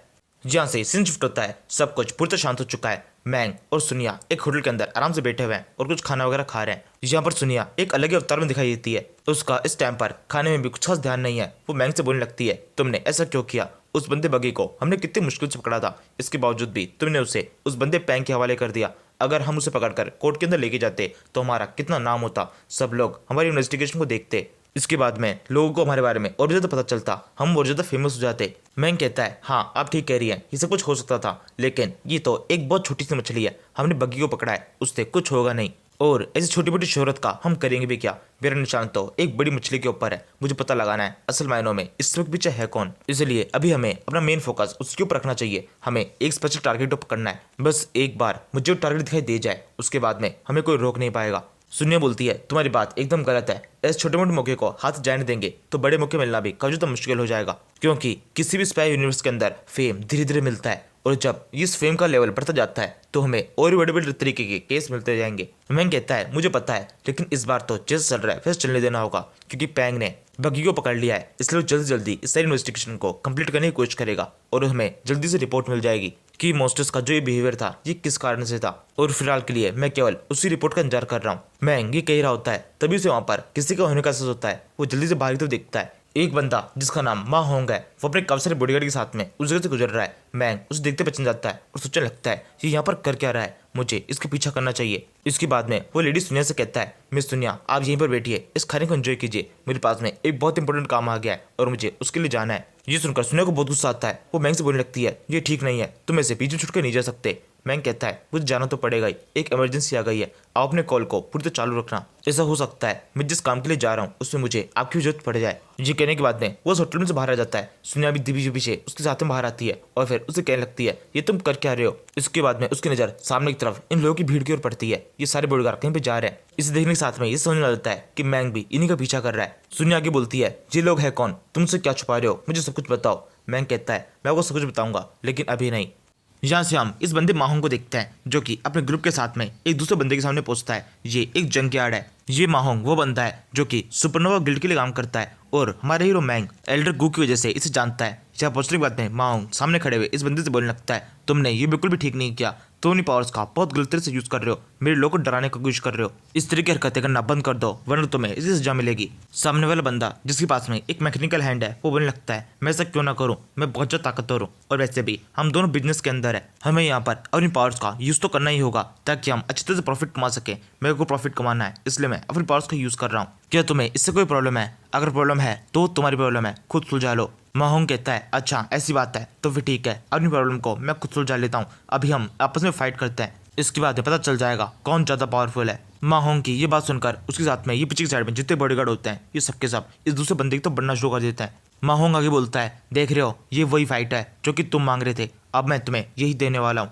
ये सुनकर ये बंदा बिल्कुल डरता नहीं है, ये जल्दी से इन पावर्स को एक्टिवेट करते हुए लगता है, तो फिर ठीक है, जितने लोगों को भी तुम अपने साथ में लेके आना चाहते हो लेके आ जाओ, मैं सभी को सबक सिखा दूंगा। ये फाइट काफी लंबी चलेगी और मैं तुम सभी को खत्म कर दूंगा। जब तक इस फाइट के अंदर मैं हार नहीं जाता या फिर तुम्हारे हाथों से मार नहीं जाता तब तक ये सारे कॉन्ट्रैक्ट तुम्हें वापस से नहीं मिलेंगे। माहोंग कहता है, अच्छा ऐसी बात है, यानी कि हमें हमारे कॉन्ट्रैक्ट जल्दी ही मिलने वाले हैं क्योंकि तुम भी जल्दी मरने वाले हो। आज यहाँ पर मैं तुम्हें एक अच्छा सबक सिखाऊंगा। इसी टाइम पर मैंग इस जगह पहुंच जाता है और फिर कहने लगता है, ब्रदर माहोंग आप ही क्या कर रहे हैं? वैसे आपने बताया नहीं आप कब वापस लौटे, क्या आप एल्डर गू से मिल लिए? लास्ट टाइम मुझे पता चला था कि आप नॉर्दर्न फ्रंट के अंदर गए हुए थे, वहां पर प्रोटेक्शन का काम आपको ही दिया गया था। माहोंग बोलता है, हाँ मैं गया हुआ था, अभी कुछ टाइम पहले ही आप वापस लौटा हूँ। यह लौटने के बाद में मुझे पता चला इस बंदे ने काफी सारा कीड़ा कर रखा है। वैसे तुम्हें पता है हमारे गिल्ड के अंदर एक नया बंदा आया है, क्वीन हो, उसे तो तुम जानते ही होंगे। उसने वहां पर गिल्ड के काम को काफी अच्छे से संभाल लिया है, लेकिन यहाँ पर छोटी मोटी गड़बड़ हो गई है, जैसे आज मैं यहाँ से सुलझा के जाऊंगा। तुम इस आदमी को देख रहे हो, इसने हमारे गिल्ड के काफी सारे कॉन्ट्रैक्ट्स को हमसे छीन लिया है। ये सब कुछ करने के लिए इसने अपनी पावर को यूज किया जो कि बिल्कुल गलत है।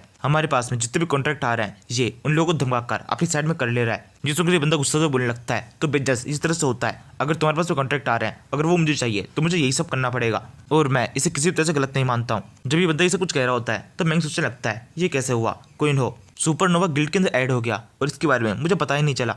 माहौंग आगे बोलता है, जब मैं तुम्हारे सर दर्द तोड़ दूंगा उसके बाद में तुम कुछ भी कर नहीं पाओगे और ये भी पूरी तरह सही होगा। ये कि तो ये इसकी तो बढ़ने लगता है तो मैंग इसे रोक देता है और फिर से कहता है, नहीं यहाँ से आके मैं संभालता हूँ, मुझे लगता है हमें बेकार का वायलेंस करने की जरूरत नहीं पड़ेगी, सब कुछ शांति से सुलझ जाएगा। ये कि तो मैंग एकदम साइलेंटली अपनी पावर को यूज कर देता है और फिर इस बंदे से बोलने लगता है, तो अब मैं तुमसे बात करता हूँ, ये बात तुम्हारे और मेरे बीच में होगी। मैंग की ये बात सुनकर ये बंदा जो कि अब तक इतने सारे लोगों को अपने सामने देखकर भी नहीं डर रहा था, एकदम से इसके चेहरे के ऊपर कब सा डर दिखाई देने लगता है। ये बोलता है, ये तुम क्या कर रहे हो? मैंग इसे इस टाइम पर कुछ जवाब नहीं देता, वो बस धीरे धीरे इसी तरह बढ़ने लगता है। ये बंदा बोलता है, मेरे पास में आने की कोशिश मत करना, मैं तुम्हें बुरी तरह से पीट दूंगा, मुझसे दूर हटो। मैंग कहता है, नहीं मैं तो कुछ कर ही नहीं रहा, बस धीरे धीरे तुम्हारे पास में आ रहा हूँ, मुझे पता चला तुम्हारे लोगों को कुछ ज्यादा परेशान कर रहे हो। वैसे तुम्हें ज्यादा चिंता की जरूरत नहीं है, मैं तुम्हें ज्यादा परेशान नहीं करूंगा, केवल तुम्हारी हालत इतनी बिगाड़ दूंगा कि तुम्हारी वाइफ भी तुम्हें देख के पहचान नहीं पाएगी। ये कहते हुए मैंग के चेहरे के ऊपर एक काफी अजीब सा एक्सप्रेशन होता है तो ये बंदा जमीन पे गिर जाता है और फिर मैंग से बोलने लगता है, बिल्कुल भी मेरे पास मत आओ, मुझसे दूर हो जाओ।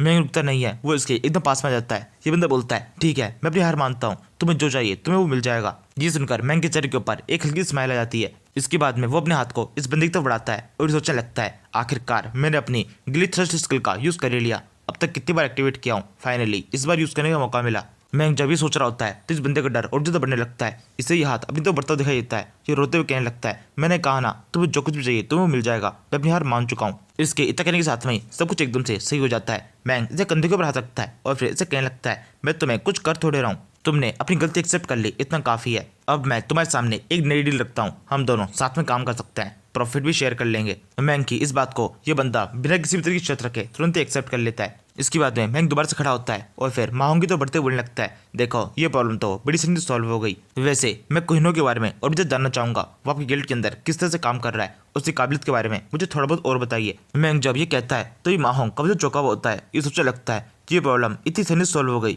मुझे लगा नहीं था इतना आसान होगा। इसके बाद में सभी लोग यहाँ जाने लगते हैं। जाते हुए आगे बोलता है, हाँ बिल्कुल, लेकिन उससे पहले तुम मुझे बताओ कि तुमने इस बंदे से क्या बात की कि बंदा इतना ज्यादा डर गया और इसने तुम्हारी सारी बातों को एक्सेप्ट कर लिया। मुझे तो बिल्कुल लगा था कि यहाँ पर आने के बाद में मुझे काफी लंबे टाइम तक इससे लड़ाई करनी पड़ेगी, लेकिन सब कुछ शांति से हो गया। मैंग कहता है, नहीं कुछ खास नहीं, मैं बस यहाँ के लोगों को काफी अच्छी तरह जानता हूँ, मैंने केवल उसके सामने अपनी एक अलग इमेज का यूज किया और वो मेरी बातों को मान गया। ये बंदा माहौंग तो यहाँ पर मैंग की इस बात को मान लेता है, लेकिन सुनिया को मैंग के ऊपर थोड़ा बहुत शक हो जाता है। ये सोचने लगती है, ये हुआ कैसे, जरूर से कुछ अलग है जो कि लड़का मैंग मुझसे छुपा रहा है, इसने जरूर से उस बंदे से बात करने के अलावा भी कुछ अलग किया है, कोई इसके लिए यूज किया है।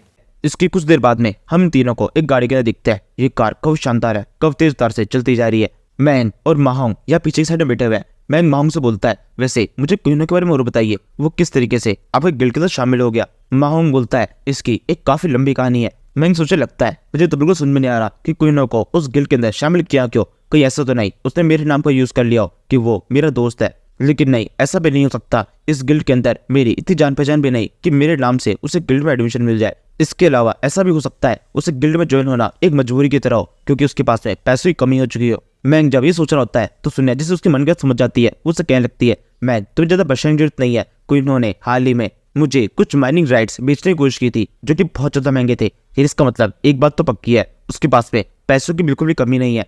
ये सुनकर तो मैंग का शक और भी बढ़ने लगता है। वो सोचने लगता है, ऐसा हो सकता है कोहिनूर के ऊपर एक बहुत बड़ा कर्जा आ गया हो, इसी वजह से उसे अपने माइनिंग राइट्स बेचने पड़े और अब वो गिल्ड के साथ ज्वाइन हो गया है। वो जरूर से अपने इस कर्जे को गिल्ड के ऊपर डालने की कोशिश करेगा, जो कि बिल्कुल भी ठीक नहीं है। और क्योंकि वो ऐसा करने वाला है, इस वजह से वो शुरुआत में सारा काम एकदम अच्छी तरह से कर रहा है। मुझे इसके बारे में पूरी तरह से पता लगाना होगा। इसके बाद में मैं माहौंग की तो दिखता है। माहौंग आगे बोलता है, मैं तुम्हें कुछ भी क्लियरली बता नहीं सकता हूँ, क्योंकि ये सब कुछ थोड़ा सा कॉम्प्लिकेटेड है, लेकिन अच्छा होगा तुम खुद जगह पर देख लो, वहाँ पे देखने के बाद में तुम्हें समझ में आ जाएगा यहाँ पर चल क्या रहा है। मैंग कहता है, ठीक है ऐसा कर लेते हैं। इसके बाद में कुछ घंटों की ड्राइविंग के बाद वो उनके हेडक्वार्टर तक पहुंच जाते हैं। ये सुपरनोवा गिल्ड का हेडक्वार्टर है, जहाँ पर सुपरनोवा गिल्ड अपने काम को पूरी तरह संभालती है और ये इस सिटी का सबसे नया हेडक्वार्टर है जो कि हाल ही में स्टेब्लिश किया गया है। यहाँ पहुंचने के साथ में ही माहौंग इस हेडक्वार्टर के बारे में सब कुछ मैंग के बारे में बताने लगता है। वो उसे कहता है, इस हेडक्वार्टर को हमने रिसेंटली शुरू किया है और इसको बनाने में काफी बड़ी इन्वेस्टमेंट लगी है। मैंग कहता है, वो तो इस बिल्डिंग को देखकर सब पता चल रहा है। इसके बाद में सबके सब उस बिल्डिंग के अंदर एंटर करता है। वहां पर साइड में काफी सारे इक्विपमेंट्स रखे हुए हैं। इन्हें देखकर मैंग सोचने लगता है, यहाँ पर तो डेयर डेविल की ट्रेनिंग चल रही है। यहाँ पर जो सामान रखा हुआ है ये काफी ज्यादा सस्पिशियस है। तभी माहौंग बोलता है, आमतौर पर यहाँ पर काफी सारे ट्रेनिंग्स आते हैं, लेकिन क्योंकि आज थोड़ा फ्री दिन है इसी वजह से यहाँ पर तुम्हें ज्यादा भीड़ नहीं मिलेगी, हमें आगे बढ़ते रहना चाहिए। सेकंड फ्लोर पर सारा मेन काम होता है, तुम्हें क्वीन हो भी वहीं पे मिल जाएगा। इसके बाद में जब ये लोग सेकंड फ्लोर में पहुंचते हैं वहाँ पर भी इन्हें कोई दिखाई नहीं देता। माहौंग अब खुद भी कवच हो जाता है और कहने लगता है ये क्या हो रहा है, यहाँ पर काफी सारे लोग होने चाहिए थे, सब लोग गए कहाँ पर। मैंग सोचने लगता है कहीं ये सब कुछ कोई नो रास्ता नहीं तो नहीं, कोई नो अब तुम चेक करने की सोच रहे हो, अगर यहाँ पर तुमने कोई घटिया हरकत करने की कोशिश की तो मुझसे बुरा कोई भी नहीं होगा। माहौंग कहता है हमें ढूंढना चाहिए, रखना चाहिए, मुझे लगता है बाकी सारे लोग थर्ड फ्लोर पर होंगे, हमें एक बार वहाँ पे चलना चाहिए। माहौंग की बात सुनकर सबके सब थर्ड फ्लोर की तो जाने लगता है। तभी उन्हें कुछ आवाज सुनाई देने लगती है, कुछ चिल्लाते हुए कह रहा होता है काम करो, लगातार काम करते रहो और तुम्हें मेहनत करनी होगी लड़ाई के लिए, ये बहुत जरूरी है, जब तुम ये सब कुछ करोगे तभी तुम्हें फाइनेंशियल फ्रीडम मिलेगी। मैंग इस आवाज को सुनने के साथ ही पहचान जाता है ये आवाज क्वीनो की है और ये सुनकर उसे बहुत गुस्सा आता है। वो माहौंग से कहता है तो तुम इस क्वीनो की बात कर रहे थे, देखो ये किस तरीके से सबको भड़काने की कोशिश कर रहा है, बेकार में लड़ाई की आग सुलगा रहा है, मुझे जल्दी से इसे रोकना होगा। ये कहते हुए मैंग सामने की तरफ जो गेट होता है उसके ऊपर एक बहुत जोर से लात मार देता है, जिसके साथ ही वो गेट खुल जाता है। सामने की तरफ क्वीनो दिखाई देता है जो कि इन तीनों को वहां पर देखकर काफी चौंक जाता है। इसके बाद में कुछ चीजें बदलती है, दिखाई देता है क्वीनो एक चेयर पर खड़ा हुआ है और उसके सामने काफी सारे लोग बैठे हुए हैं। असल में यहाँ पर एक क्लास चल रही है और यहाँ पर जो बच्चे बैठे हैं ये सारे स्टूडेंट्स हैं। और ये जैसे ही मैंग को देखता है काफी खुश जाता है क्योंकि इस टाइम तक मैंग एक हीरो बन चुका है, क्योंकि उसने सिटी के अंदर कई सारे एग्जाम्स को फर्स्ट पोजीशन पर आकर पास किया है और बाकी सारे एग्जाम्स के अंदर एक अच्छी रैंक हासिल की है। इसी वजह से ये स्टूडेंट मैंग को देखने के साथ में तेजी से उसकी तरफ बढ़ने लगता है और फिर उसे बिग फैन कहते हुए चारों से खेल लेता है। ऑटोग्राफ, सेल्फीज, ये सब कुछ शुरू हो जाता है। ये देखकर क्वीनो समझ जाता है कि कुछ ही देर के अंदर सिचुएशन आउट ऑफ कंट्रोल हो सकती है, इसलिए जल्दी से इन सब लोगों को शांत करने की कोशिश करता है। इनसे कहता है प्रेसिडेंट बैंक यहाँ पर अभी अभी आए हैं और वो कब्जा थके हुए हैं, इसलिए सबके लिए अच्छा होगा सभी स्टूडेंट्स अपनी जगह जाकर बैठ जाए और मैं इनसे कुछ देर बात कर लूँ, उसके बाद में ये जरूरत है तुम लोगों के सामने आएंगे, तब तक के लिए सभी स्टूडेंट शांत हो जाओ और साइड में जाकर बैठ जाओ। ये सुनकर सभी स्टूडेंट शांत हो जाता है और क्वीनो इन सभी गोली देकर मैंग, सुनिया और बाकी सबके साथ में एक अलग ऑफिस के अंदर आ जाता है। इस ऑफिस के अंदर मैंग क्वीनो से पूछने लगता है क्वीनो अब जल्दी से मुझे बताओ तुमने इस गिल्ड को क्यों ज्वाइन किया है और तुमने क्यों लेडी सुनिया को अपने माइनिंग राइट्स बेचने को कहा, क्या तुम्हारी कोई मजबूरी है कि तुम्हें अपनी प्रॉपर्टी बेचनी पड़ रही है। क्वीनो कहता है नहीं ऐसा कुछ भी नहीं है, लेकिन अब मुझे लग रहा है काफी लंबे टाइम तक सफर करने के बाद में फाइनली मुझे मेरी ड्रीम जॉब मिल चुकी है, मुझे अब अच्छी तरह से बताए मुझे अपनी लाइफ के एंड तक क्या करना है। ब्रदर माहौंग इस गिल्ड के अंदर काफी अच्छी पोजीशन में है, मैंने उससे थोड़ी बहुत जान पहचान बनाई और फिर उसके बाद से ही मुझे इस गिल्ड का काम काफी तो पसंद आने लगा और तभी मैंने डिसाइड किया मैं अपने माइनिंग राइट्स को बेचकर उससे सारे पैसे को इस गिल्ड के अंदर लगा दूंगा ताकि गिल्ड को और कितना बड़ा किया जा सके। अब देखो यहाँ पर जो ये बड़ा सा हेडक्वार्टर है ये सब कुछ उसी पैसे से बना है जो कि माइनिंग राइट्स को बेचने से आए थे। मैंग कहता है और वो सारी ट्रेनिंग मशीन्स का क्या, वो सारी तुम्हें कहाँ से मिली। क्वीनो कहता है वो मशीन्स तो कुछ खास नहीं है, बहुत ज्यादा अंडर डेवलप है और लगभग सारी पुराने मॉडल की है, अभी तो हमारे पास में काफी कम पड़ रही है, मुझे इसी तरीके की और भी काफी सारी मशीन बदलानी है क्योंकि हमारे पास में बहुत सारे ट्रेडीज है लेकिन उनके लिए पर्याप्त मशीनें नहीं है, लेकिन मुझे यकीन है ये सब कुछ भी जल्दी ही हो जाएगा। ये सुनकर मैंग सोचने लगता है मुझे विश्वास ही नहीं हो रहा है कि क्वीनो जिसके पास में इतना बड़ा बिजनेस एम्पायर था वो सब कुछ छोड़ छाड़ के अब एक गिल्ड के अंदर आके लगा है और अपनी पूरी मेहनत एक गिल्ड को बड़ा करने में लगा रहा है। क्वीनो ये बोलता है मैंग क्या तुम्हें पता है जो ये सुपरनोवा गिल्ड है ये कितना ज्यादा बड़ा हो सकता है, हमारी ड्रैगन सिटी को एक बहुत बड़े और बहुत ताकतवर गिल्ड की जरूरत है जो कि मैं बनाऊंगा। मुझे अब साफ साफ मेरी लाइफ का गोल दिखाई दे रहा है और साथ में अपना एम भी, अपना आखिरी लक्ष्य भी। अब तो मेरा सब कुछ यही है, मुझे किसी भी तरीके से इस गिल्ड को बहुत बड़ा बनाना है और वो मैं किसी भी तरीके से करके रहूंगा। क्वीनो के इतना करने के बाद में कुछ सेकंड के लिए वहां पर शांति से रहती है। इसके बाद में लेडी सुनिया आगे बोलने लगती है तुम्हारे गिल्ड का ये आइडिया मुझे काफी पसंद आया और तुम्हारे गिल्ड के अंदर भी मैं काफी इंटरेस्टेड हूँ, इसलिए अपनी तरफ से भी इसके अंदर कुछ इन्वेस्टमेंट करूंगी। तभी माहौंग बोलता है ये इसका मतलब अब सब कुछ सॉर्ट हो चुका है, मैंग तुम्हें सब कुछ पता चल गया है तो फिर अब यहाँ पर मेरा तो कोई काम नहीं है, मुझे एक और इम्पोर्टेंट काम से जाना है, एक स्पेशल मीटिंग है जिसके अंदर मुझे जल्दी से जल्दी पहुंचना होगा, मुझे यकीन है कभी फ्यूचर में हमारी दोबारा मुलाकात जरूर होगी, अभी फिलहाल के लिए मैं चलता हूँ। ये कहते हुए माहौंग वहां जाने लगता है, सबके सब उसे बाय वगैरह करने लगता है। इसी टाइम पर यह बंदा योपैंग इस जगह पहुंच जाता है और यहाँ पर आने के साथ में मैंग से बोलने लगता है इन्वेस्टिगेशन की सारी रिपोर्ट तैयार हो चुकी है और इस रिपोर्ट से काफी सारे बड़े बड़े खुलासे हो जाएंगे। ये सारी रिपोर्ट इस पेनड्राइव के अंदर है लेकिन इसे सेल्फ डिस्ट्रक्ट मोड में डाला गया है क्योंकि ये इन्फॉर्मेशन बहुत ज्यादा कॉन्फिडेंशियल है, इसलिए इस पेनड्राइव के अंदर ये केवल 72 आवर्स के लिए रहेगी, उसके बाद में ऑटोमेटिकली डिलीट हो जाएगी, उससे पहले ही इसे पूरी तरह देख के समझ लेना। ये कहते योपैंग इस पेनड्राइव को मैंग को पकड़ा देता है। इसी टाइम पर इस जगह पर एक अजीब सा कौवा आकर एक पेड़ के ऊपर बैठ जाता है, यहाँ पर बैठे बैठे ये सब कुछ देख रहा होता है और इसके बाद पता चलता है इसकी जो आंखें हैं ये आंखें नहीं बल्कि कैमरा है। असल में इस कौवे को म्यूटेंट किया गया है, सोलफोर्ज ने इसे अपने कंट्रोल में कर रखा है और यहाँ पर जो कुछ भी ये देख रहा है ये सब कुछ एक स्क्रीन की मदद से इस साइंटिस्ट को भी दिखाई दे रहा है और ये देखकर ये कहने लगता है यानी इसका मतलब सारी रिपोर्ट रेडी हो चुकी है, हमारे लिए फांसी का फंदा बनाया गया है, लेकिन मैं बिल्कुल भी इसे अपने गले तक नहीं पहुंचने दूंगा। बच्चे, तुम कभी ना कभी कोई ना कोई गलती तो करोगे ही। वो जैसी तुम गलती करोगे मैं तुरंत ही तुम्हें पकड़ा दूंगा, जिसके बाद में जो फांसी का फंदा मेरे लिए बना है वो तुम्हारे लिए हो जाएगा। अब इसके लिए मुझे चाहे कुछ भी करना पड़े, इस सारे मामले से मैं अपने हाथों को और अपनी गर्दन को दूर रखने वाला हूँ। यहाँ से हम कुछ देर बाद में एक शाम का सीन देखते हैं। मैंग आराम से अपनी डॉर्मेट्री यानी कि अपने हॉस्टल के एक रूम के अंदर बैठा हुआ है। यहाँ पर उसके पास में कुछ दस्तावेज है जो कि उसे शेन योपेंग ने दिए थे। उन्हें पढ़ते हुए मैंग सोचा लगता है इस सारे दस्तावेज के अंदर काफी सारी बड़ी बड़ी जानकारी है। इन्हें पढ़कर कम से कम एक बात पक्की हो चुकी है कि सब के पीछे जब तक मुझे लगता आ रहा था कि सोलफर्ज का हाथ है, ये सब कुछ एकदम सही है। उन्होंने कुछ न कुछ गड़बड़ तो की है।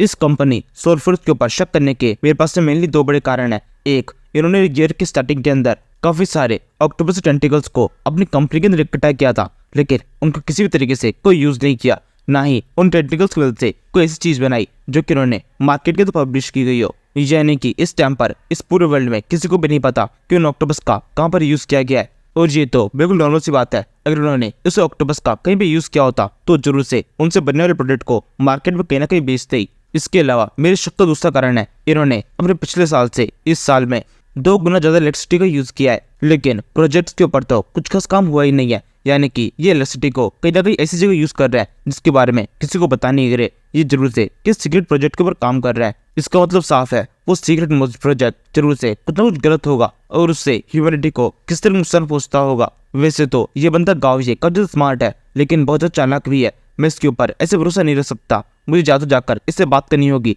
या फिर किस तरीके से इसके मुंह से निकलाना होगा कि ये यहाँ पर कर क्या रहा है। मैं ये सब कुछ सोच रहा होता है तब इसके फोन पे किसी कॉल आता है। किस्मत से ये कॉल गाँव का ही है। जैसे मैंग उस कॉल को उठाता है, गाँव बोलने लगता है यहाँ पर सिचुएशन थोड़ी खराब हो चुकी है। मैंग, हमें एक बहुत बड़ी चीज का पता चला है, हम चाहते हैं तुम जल्दी से जल्दी लैब के अंदर आओ, क्या तुम जल्दी यहाँ पहुंच पाओगे?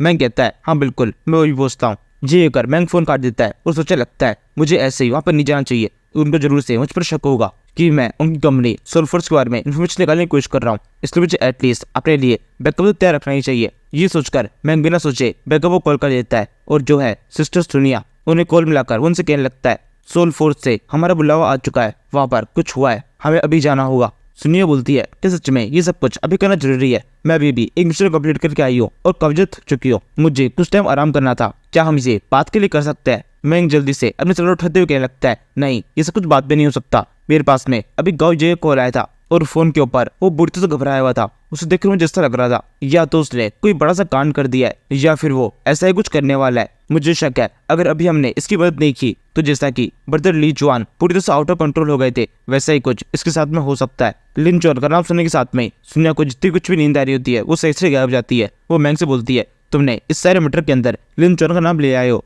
इसलिए अब सच में ये मैटर इतना इंपॉर्टेंट होना चाहिए। अभी तुम जैसा कह रहे हो हम वैसा ही करते हैं। मैंग कहता है बहुत सही, तो फिर आ जाइए। यहाँ से हमें गाँव जे की इस साइंस लेबोरेटरी का सीन दिखाया जाता है जहाँ पर मिंग की एंट्री होती है। मिंग के आने के साथ में गाँव जे उससे बोलने लगता है तो आखिरकार तुम आई गए, तुम्हारे बारे में इतनी तारीफ सुनी थी वो सारी एकदम सही थी। जब लिन जुआन मेरे साथ में था तब वो अक्सर ही तुम्हारी तारीफ ही किया करता था। ये सुनकर मैं सोचा लगता है यानी इसका मतलब ये लिन जुआन को भी जानता है और ब्रदर लिन जुआन ने इससे मेरी कई बार तारीफें भी की है। गाँव ये आगे बोलता है अब जब तुम यहाँ पर आई चुके हो तो मैं तुम्हें अपनी सबसे शानदार चीज दिखाता हूँ, ये अब तक की मेरी सबसे शानदार इन्वेंशन है। जी कहने के बाद में गाँव जी एक बटन दबाता है, उसके साथ करने के साथ में साइड में जो एक दीवार होती है वो दोनों तरफ से खुल जाती है। अभी भी यहाँ पर एक मिरर वॉल लगी हुई है, लेकिन आर पर देखा जा सकता है वहाँ पर उसकी दूसरी साइड में एक बहुत बड़ा मॉन्स्टर दिखाई देता है।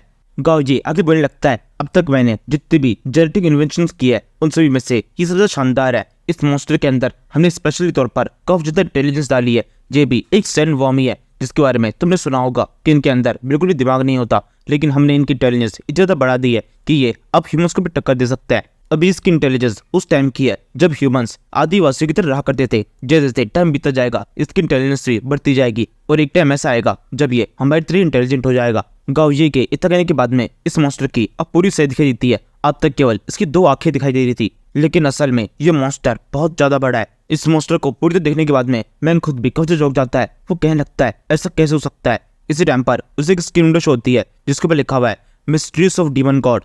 इस मिशन के अंदर तुमने 2% की प्रोग्रेस कर ली है। इसे देखकर मैंग और भी ज्यादा घबरा जाता है। वो सोचने लगता है कहीं ऐसा तो नहीं जिस डीमन गॉड के बारे में भविष्यवाणी की गई थी कि वो जल्दी ही आने वाला है, वो कहीं से आने वाला नहीं है बल्कि उसको बनाया जा रहा है। हम ह्यूमंस ही अपने खुद के विनाश को खुद ही बना लेंगे। कहीं ये इंटेलिजेंट मॉन्स्टर ही डीमन गॉड तो नहीं, या फिर ये उस डीमन गॉड का कोई प्रोटोटाइप वर्जन हो सकता है। ऐसा हो सकता है ऐसा कोई मॉन्स्टर ही आगे जाकर डीमन गॉड बन जाए और पीछे मुड़कर हम ह्यूमंस के ऊपर अटैक कर दे। इसके बाद में गाओजागी बोलता है, जब पिछली बार तुम्हारी और मेरी मीटिंग हुई थी उसके बाद में मुझे एहसास हुआ असल में ये वो मॉन्स्टर नहीं है जो कि सही मायनों में मैं बनना चाहता था। पहले मैं सोच रहा था मुझे एक ऐसे मॉन्स्टर की जरूरत है जो कि ह्यूमन से ज्यादा इंटेलिजेंट हो और जिन मॉन्स्टर्स को हम अच्छी तरह कंट्रोल कर सके, लेकिन अब मेरी चाहत पूरी तरह से बदल चुकी है। मैंने अब ये सोचा है मैं मॉन्स्टर्स को इवॉल्व करने के बजाय ह्यूमंस को इवॉल्व करूंगा। इससे दो चीजें होगी, तो मैं जिस चीज का डर था कि आगे जाकर ये मॉन्स्टर्स ह्यूमंस पर अटैक कर सकते हैं, ये भी पूरी तरह से टल जाएगा। क्योंकि जब ये मॉन्स्टर्स इवॉल्व होकर काफी ज्यादा इंटेलिजेंट होंगे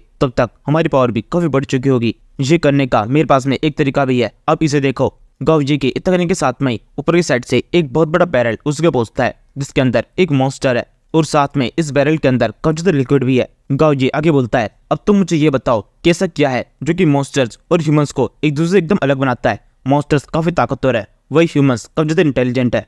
अब जब हम मॉन्स्टर्स को इंटेलिजेंट बना रहे हैं तो कैसा रहेगा हम अपने आप को ताकतवर बना ले। मैंग कहता है, तुम्हारा सुझाव तो काफी शानदार है। क्या तुमने कोई कल्टीवेशन की नई स्किल बनाई है जिसकी मदद से ह्यूमंस को ताकतवर बनाया जा सके? इस तरीके से काफी मदद मिल सकती है। गाओजी बोलता है, मैंने उससे भी ज्यादा शानदार कुछ किया है। मेरी इस लेटेस्ट टेक्नोलॉजी की मदद से हम ह्यूमंस को इन मॉन्स्टर्स की कॉन्शियसनेस के साथ में पूरी तरह से जोड़ सकते हैं। मैंने एक नई ट्रांसफॉर्मेशन टेक्नोलॉजी बनाई है जिससे ह्यूमंस खुद मॉन्स्टर्स बन जाएंगे। इस तरीके से ह्यूमंस के अंदर एक बहुत नया हाइब्रिड इवोल्यूशन होगा। मुझे अपनी इस इन्वेंशन के ऊपर बहुत ज्यादा गर्व है और साथ में ह्यूमैनिटी का आगे फ्यूचर भी इस इन्वेंशन के ऊपर डिपेंडेंट दिखाई दे रहा है। मुझे दिखाई दे रहा है कि किस तरीके से सभी ह्यूमंस मेरी इस इन्वेंशन को एक्सेप्ट करेंगे। उन सभी के पास में मॉन्स्टर्स की तरह ही काफी ज्यादा ताकतवर पावर्स होगी और इस वर्ल्ड के अंदर सभी ह्यूमंस मॉन्स्टर्स के अंदर ट्रांसफॉर्म हो जाएंगे। ये सुनने के साथ में ही मैंग अभी तलवार निकालने लगता है और सोचने लगता है, ये बंदा तो बहुत बड़ा बेवकूफ है, कितनी बेकार सी टेक्नोलॉजी को लेके आया है। ये एक बहुत बड़ा टेक्नोलॉजिकल मिरेकल हो सकता है, लेकिन बिल्कुल भी इसे ह्यूमन राइट्स के सामने नहीं आने देना चाहिए,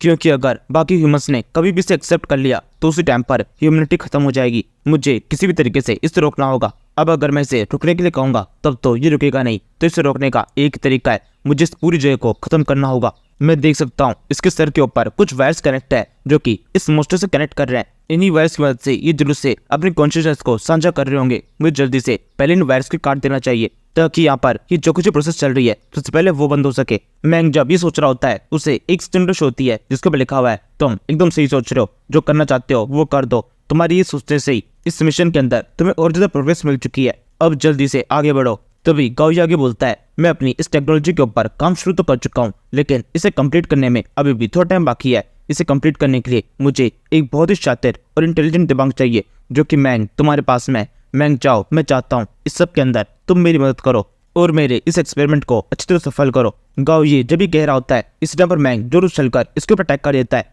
मैंग के एक अटैक के साथ में गाओजी के सर के ऊपर जितने वायर्स लगे होते हैं ये सारे कट जाते हैं। इसके साथ में गाओजी के मुंह से जो कुछ भी आवाज आ रही होती है वो बंद हो जाती है। मैंग सोचने लगता है, मैंने इस तरह के ये वायर्स तो काट दिया है, इससे मैं कुछ टाइम के लिए इसे रोक दूंगा, लेकिन फिर भी ये अपना एक्सपेरिमेंट तो जारी रखेगा ही, उसका भी मुझे कुछ करना होगा। इसके बाद में मैंग भाग के गाओजी के पास में आता है, उसे चेक करने लगता है। गाओजी जोर से चिल्ला रहा है, ये तुमने क्या किया? यही कहते हुए वो बेहोश जाता है। मैंग उसे जगाने की कोशिश करता है, तभी एकदम से मैंग को टेलीपैथी से एक कॉल सुनाई देती है, सच में लिन जुआन तुम्हारे बारे में एकदम सही था, तुम बहुत भोले हो, आसानी से किसकी बातों में आ जाते हो।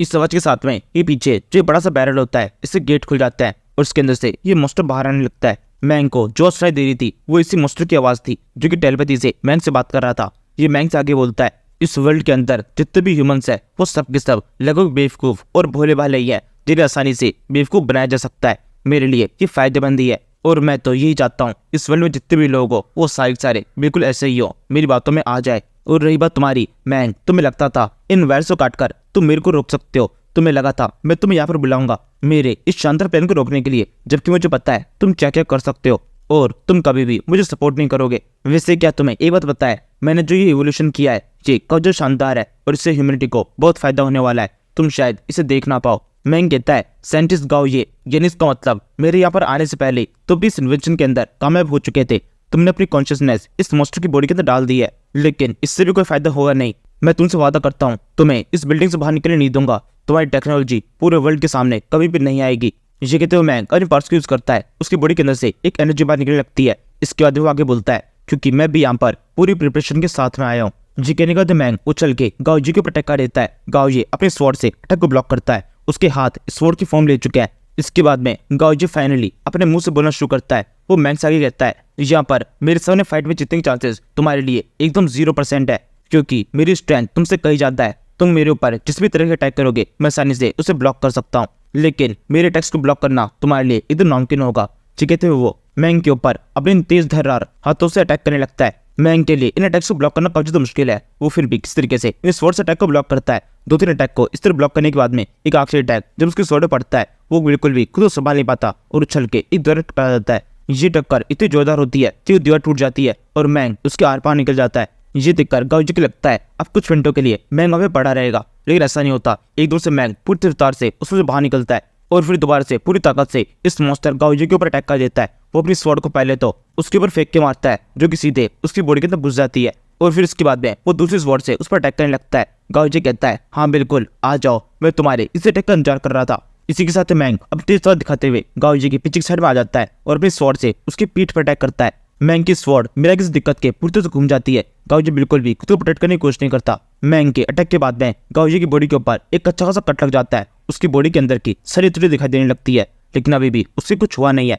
उसके मुंह से एक चीख भी नहीं निकलती। मैंग के देखते देखते वो मॉन्स्टर अपनी पीठ को पूरी तरह से हील कर लेता है। ये देखकर मैंग काफी चौंक जाता है। वो कहने लगता है, गाओ जी तुमने ये कैसे किया? तुम देखो खुद को, तुम क्या बन चुके हो। गाओ जी हंसते हुए बोलता है, हाँ मैं देख पा रहा हूँ मैं क्या बन चुका हूँ। यही ह्यूमैनिटी का आगे का फ्यूचर है। सभी ह्यूमंस मेरे जैसे ही बन जाएंगे। उनकी बॉडी के अंदर किसी भी तरीके की कोई भी तकलीफ नहीं होगी। लड़के मैं तुझसे पहले ही कह चुका हूँ, यही ह्यूमैनिटी का फ्यूचर है। सब के सब शांति से अपनी लाइफ को एक अच्छी तरह से जिएंगे।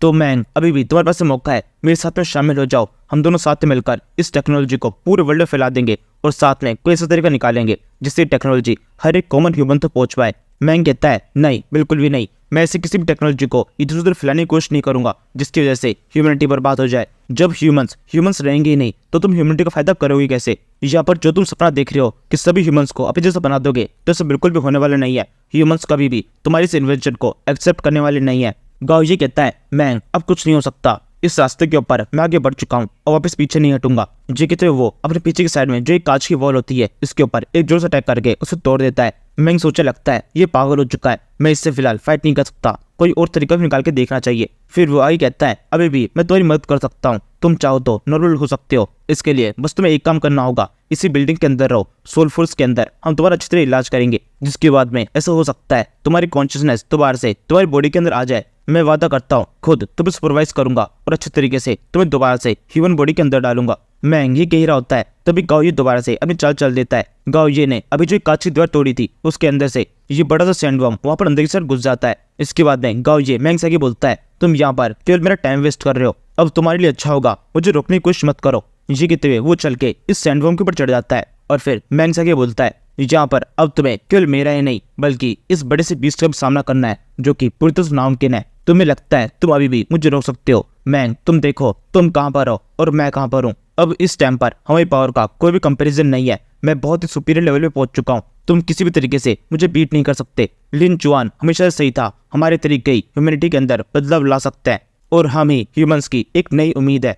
हो सकता है अभी हम जो कर रहे हैं उसका तुम्हें एहसास ना हो, तुम्हें लग रहा हो ये गलत है, लेकिन जब ह्यूमैनिटी को इससे फायदा होगा और सब के सब एक अच्छी लाइफ जिएंगे तब तुम्हें एहसास होगा कि हम कितने सही थे। ये कितने गाओ ये इस सैंडवर्म को एक इशारा करता है। उसके साथ करने के साथ में सैंडवर्म अपना बड़ा सा मुंह खोलकर उससे मैंग पर अटैक कर देता है। जब यहाँ पर मैंग के लिए गाओ ये को संभालना काफी मुश्किल हो जाता है। इस टाइम पर मदद दाएं पहुंचती है। कांच को तोड़ते हुए सिस्टर सुनिया इस जगह पर आती है और कहने लगती है, मैंग बैकअप यहाँ पर आ चुका है, हम यहाँ पर तेरी मदद करेंगे। सुनिया को देखने के साथ में ही मैंग काफी खुश जाता है और कहने लगता है, फाइनली अब यहाँ पहुंची गई। इसी टाइम पर मैंग को दिखाई देता है यहाँ पर केवल सुनिया ही नहीं बल्कि एक बंदा और है जो कि अपने स्वॉर्ड के साथ में इस जगह पर एंटर करते हुए कहने लगता है, अब हम यहाँ से आगे सब कुछ संभाल लेंगे। इसके बाद में ये एक ही झटके में मैंग के एकदम पास से पहुंचता है। यहाँ पर इस बंदे की रफ्तार बहुत ज्यादा तेज होती है जिससे ये बंदा जब मैंग के पास में आता है तो मैंग की बॉडी पूरी तरह से हिल जाती है। मैंग कहने लगता है, तुम हो कौन और तुम्हारी रफ्तार तो बहुत ज्यादा तेज है। इसके बाद में वो बंदा अपनी रफ्तार का अच्छी तरह डेमो देता है। वो बुरी तरीके से घूम घूम के उस मॉन्स्टर के ऊपर कई सारे कट लगा देता है और फिर आगे बोलने लगता है, अभी हम इस फाइट को फोकस कर लेते हैं, इंट्रोडक्शन वगैरह तो बाद में हो जाएगा। ये सुनकर मैंग और सुनिया जो कि एक बड़े से मॉन्स्टर के ऊपर बैठी हुई है कहने लगती है, हाँ ठीक है तुम ठीक कह रहे हो। यही कहते हुए अब ये भी इस मॉन्स्टर के ऊपर जोर से अटैक कर देते हैं। अब यहाँ पर शुरुआत में इस फाइट को देखकर ऐसा लग रहा होता है कि मैंग इस फाइट में जीत सकता है क्योंकि अब ये 3 लोग हैं और साथ में सुनिया के पास में भी एक मॉन्स्टर है। इसी देखकर मैंग गाओये से कहता है, गाओये अब हार मान लो, अगर तुम अभी हार मान लेते हो तुम सब कुछ ठीक कर सकते हैं। ये सुनकर गाओये हंसते हुए लगता है, यहाँ पर मैं हार मान लूं, लेकिन मैं हार मानूं क्यों जबकि इस फाइट के अंदर मैं जीत रहा हूँ। मैं तुम सभी को हरा सकता हूँ, कोई भी नहीं है जो कि मुझे रोक सके। मुझे किसी के सामने झुकने की या फिर हार मानने की कोई भी जरूरत नहीं है। अब तुम मेरी असली पावर देखो। अपने इस मॉन्स्टर फॉर्म के आने के बाद में कई सालों के बाद में आखिरकार मैं अपने पैरों पे खड़ा हूँ, वापस से अपाहिज नहीं बनना चाहता।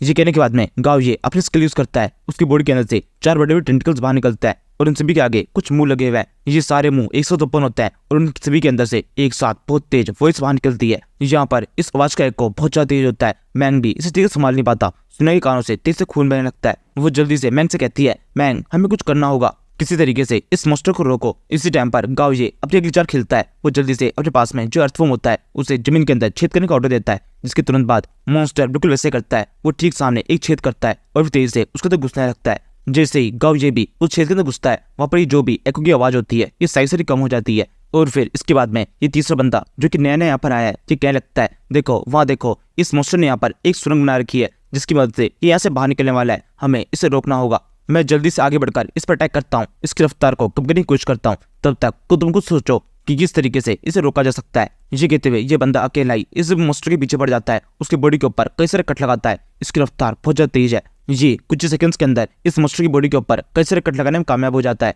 इस बंदे के ये सारे अटैक इस अर्थवॉर्म के ऊपर हुए हैं जिनका कोई मतलब नहीं है। ये अर्थवॉर्म अपनी स्पीड से आगे बढ़ता जाता है। वहीं दूसरी तरफ मैंग अभी भी पिछले अटैक से खुद को संभाल रहा है। वो जल्दी से खुद को संभालता है और फिर आगे बढ़ते हुए गाओये से बोलने लगता है, मैंने कहा था मैं तुम्हें रोक के रहूंगा, तो फिर तुम यहाँ से निकल नहीं सकते। गाओये रुक जाओ, ये तुम्हारे लिए आखिरी चेतावनी है। ये कहते हुए मैंग गाओये के ऊपर अपने स्वॉर्ड फेंक के मारता है। इस स्वॉर्ड तेजी से गाओये की तो बढ़ रही होती है, तभी गाओये इस स्वॉर्ड के ऊपर ही एक जोर अटैक कर उस साइड में कर देता है। तभी मैंग की चल काम करती है। इस स्वॉर्ड इस बंदे गाओये के चारों तरफ घूमने लगती है। ये देखकर गाओ बोलता है, ये तुम क्या करने की कोशिश कर रहे हो, तुम्हारी कोई भी ट्रिक मुझ पर काम नहीं करेगी।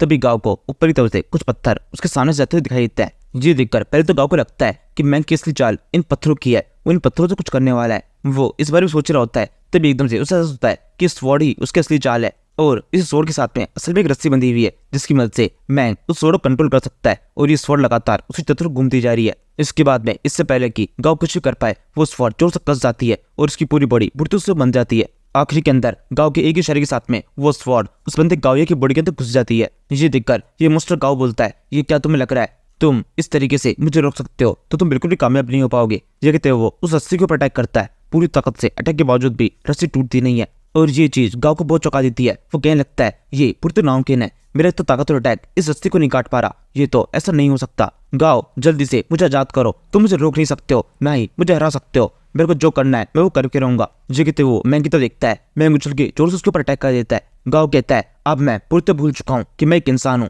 असल में मैं एक मॉन्स्टर हूँ और एक मॉन्स्टर की तरह ही तुम पर अटैक करने वाला हूँ। मैंग चाहो ऐसा हो सकता था कि तुम पुराने वाले गाओये को बड़ी सनी से फाइट में हरा देते, लेकिन अब मैं हारूंगा नहीं। ये मेरा एरा है, ये मेरा वर्ल्ड है और मैं हूँ यहाँ का किंग जिसे कोई भी ह्यूमन हरा नहीं सकता है। ये कहने के बाद में गाओये अपनी पार्ट्स यूज करना शुरू करता है, उसके कुछ टेंटिकल्स और इसके अलावा उसके पास जो मॉन्स्टर होता है वो तेजी से वहाँ की दीवार पर टकराने लगता है जिससे दीवार टूटना शुरू हो जाती है। इसके बाद में गाँव आगे बोलता है, मैंग चाओ तुमसे मिलकर मुझे काफी अच्छा लगा, तुमसे मैंने काफी कुछ सीखा है, लेकिन अब टाइम हो चुका है हम दोनों एक दूसरे से अलग हो जाए। तुम यहाँ पर अपनी लाइफ को एंड करोगे और तुम्हारे मरने के बाद में मैं इस वर्ल्ड की एक नई शुरुआत करूंगा। मुझे बड़ा दुख है तुम इस वर्ल्ड को इवॉल्व होते हुए नहीं देख पाओगे।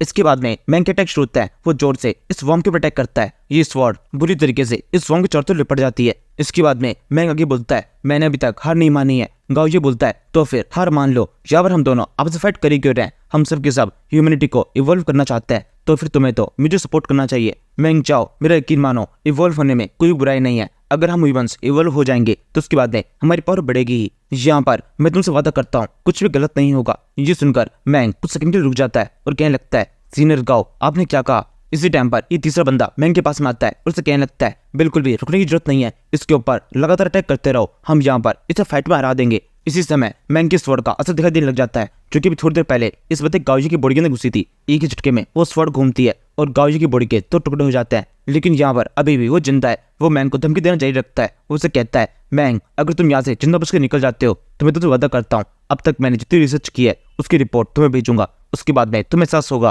कि मैं जो कुछ भी कर रहा हूँ वो कितना सही है। जैसा कि मैंने कहा, ये केवल तब भी होगा जब तुम ये जिंदा बच के निकल जाओ। अब यहाँ पर मैं तुम्हारे ऊपर अपना सबसे ताकतवर अटैक करने वाला हूँ। ये कहने के बाद में गाओ ये अपने अटैक को तैयार करने लगता है। उसके एक इशारे के साथ में ही उसके पास में जो ये वर्म होता है, ये अपने साइज को काफी ज्यादा बढ़ा देता है और इस जगह पर एकदम सीधा खड़ा हो जाता है। इसके बाद में फाइनली अब जाकर इस मॉन्स्टर की पूरी साइज दिखाई देती है। मैंग और इस दूसरे बंदे से ये बहुत ज्यादा बड़ा है। इनफैक्ट इन सभी का आपस में कोई कंपैरिजन ही नहीं है। तभी धीरे धीरे करके ये सैंड वर्म बहुत जोर चमकना शुरू कर देता है। इसकी बॉडी के अंदर से कुछ एनर्जी बाहर निकलने लगती है। इसे देखकर सिस्टर सुनिया कहती है, हमें जल्दी से यहाँ से निकलना होगा, ये मॉन्स्टर खुद को ब्लास्ट करने वाला है। इसके तुरंत बाद ऐसा होता भी है, एक जोरदार ब्लास्ट उस जगह पर हो जाता है। इस ब्लास्ट की ऊंचाई बहुत ऊपर तक जाती है और काफी बड़ा रेडियस का एरिया पूरी तरह नष्ट हो जाता है। और सबसे पहले तो ये पूरी लैब नष्ट होती है।